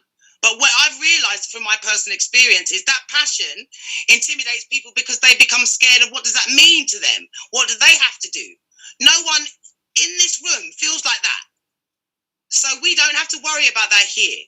But what we need to do is to make sure that we get our point across, making sure that what you're talking is actionable. Everybody else needs to do something about this. They need to put their hand in this as well. We can't just have conversations that, oh, it's great that you're being so radical. We all are radical. But we have to do it in our own different diplomatic ways as well. And that's why I'm there for you, and I've got you, because I swear down your whole thing that you've gone through as well, and being as what they do, trying to discriminate somebody or trying to play them down, find the dirt on them, make them look unworthy because they need to eradicate you because you made change. That's what they don't like in this system. So that's what we can eradicate now together as Black business owners, as intelligent people, and someone that can do that. We are on this. We're going for it. Who is with me? Please raise your hand and say amen. Amen. Come from a powerful I want to see those raised hands on this Zoom thing, yeah. Why is it? Where is those little hands? You can find them on reactions, though, by the way, people. Let's go. Come on. We need people like Sasha after we've come from a powerful basis. Like when the Black business people together set up bases, help people globalize businesses, buy into that business, then bring in people like Sasha to talk about things. Thank you. And let's talk about sometimes we have to talk about difficult subjects. But together in this room, we don't need to talk about it because we already know. It's having those conversations with allies, with the others, because that's where we then get our biggest gravitas. You understand? That's true. Action speaks louder than words. Listen, don't get me started. If you want to hear my song about action speaks louder than words, I've done that on SoundCloud, K2 Collective, just so you know. You can find that on K2 Music SoundCloud. In the meantime, Sasha, come on, girl. Let's do this. Power to you, Queen. Power to you. We need a Black census, I believe, because the Census Act came about in 1920. And after that, ethnicity wasn't mentioned till 1991. And prior to that, the census it asked us if we was African Caribbean, African British. I think we need to take it back to those so that we could get the work that needs to be done in Pacific communities, done in Pacific communities. And it will give us a demographic on what we're dealing with and what our actual numbers. It will give us something to challenge the current statistics that they keep throwing at us. When they keep saying, like when they say, oh, what you lot say about deaths in police custody, but the statistics say more white people. Yes, because we're in a majority white country. I would be worried if they said else. It would mean that there's genocide at play if it said anything else. So it's about creating our own statistics to challenge the status quo that is out there. And like Grenfell was a great example of why I think we need a Black census, because we don't actually know how many people died in that. And then after Grenfell happened, they started losing information, started vanishing off of computers. The other day, Priti Patel said they lost how many people's criminal records. Whose records did they lose? Because we know there's Black people still being harassed so much. So whose record did you lose? And the Windrush generation, they didn't have people's records, so they didn't know who was in a win. We need to start collecting our own data and being the gatekeepers of our own data, and only give it to them when they're willing to do something for us and make something. I agree with that, Sasha. Sasha, I agree with you with that. But like I said, you know where I'm coming from, with a powerful financial situation. But also, I work for Croydon Council. I'm just going to give you an example. When you go onto the second floor, you'll see social workers, second and fourth floor, you'll see social workers. All of them are black, all right, majority of them are black. But the people who are making decisions are white, all right? White managers. What I'm saying, it's I don't have to work for the NHS, but when they brought the people out the first time round at retirement, I would suspect the white managers would have put the black people into the most vulnerable areas. That's how we've got a lot of COVID-19, all right? And it happens at Croydon Council. That's why I know it happens with every other institution. But all I'm saying again is that loads of things can happen, but we need to we've never, ever come from a power base economically, all right? In America, the churches first started off. It came from the churches, what galvanized the people. That's why when you go to America, when you see a church, a big church, they own buildings upon buildings. We've never come, this could be the base, all right? This party.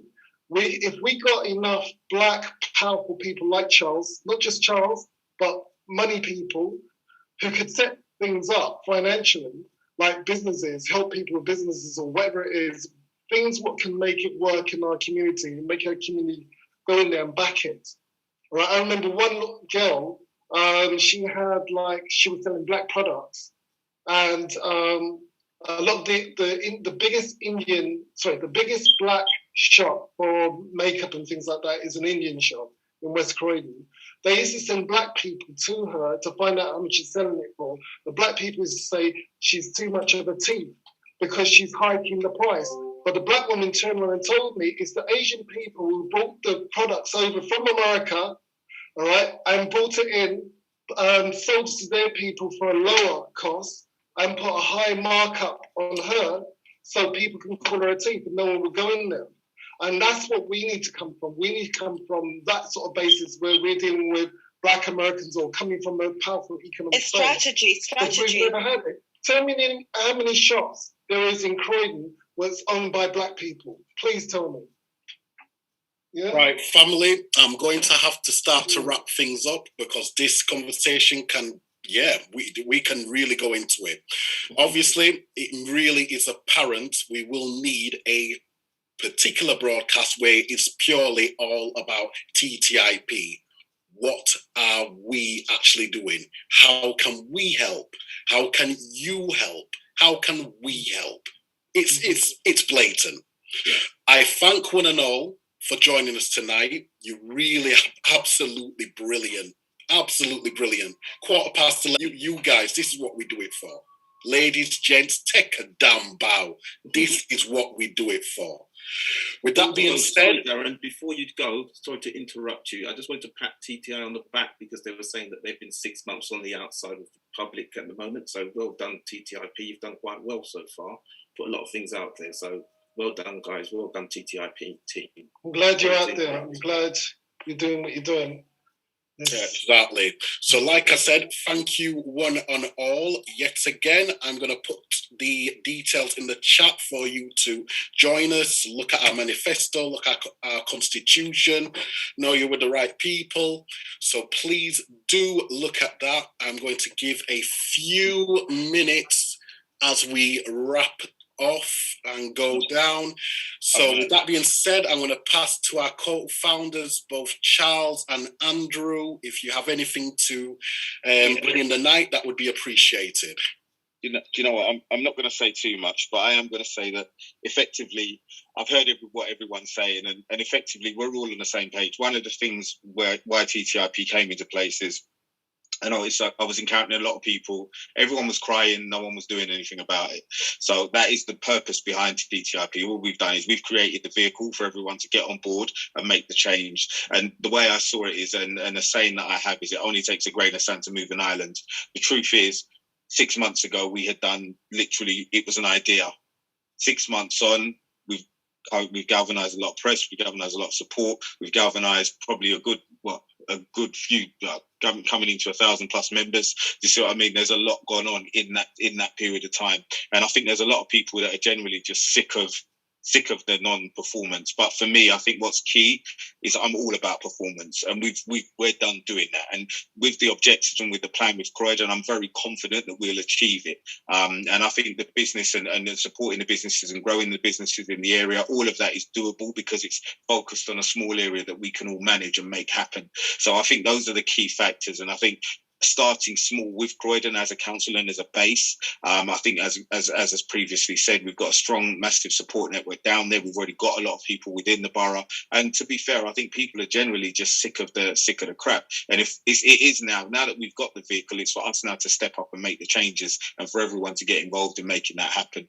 And it's not about crying about doing shit; it's more about just getting shit done. And that's what I do, and that's how I operate, and that's why we are here with TTIP. So at the end of the day, it's going to be a gradual process, but ultimately we will win the war, because that's the only thing that I know how to do. All right, so yeah. Excellent. Many thanks for that, Charles. Okay, so family, thank you all again for joining us again. Please do make sure you do join us next Wednesday, and you tell a friend to tell a friend.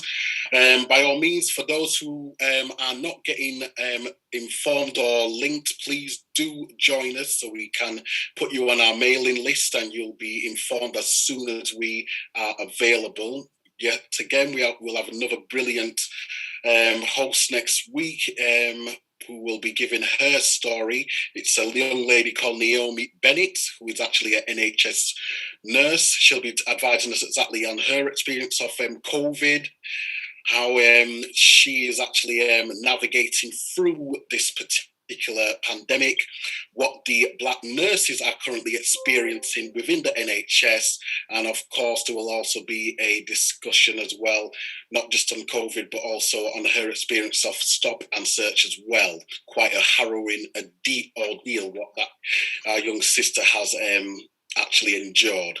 But once again, family, I thank you all again. Please utilise the links in the chat. Do reach out, Mr. Brian Wenger Cooper.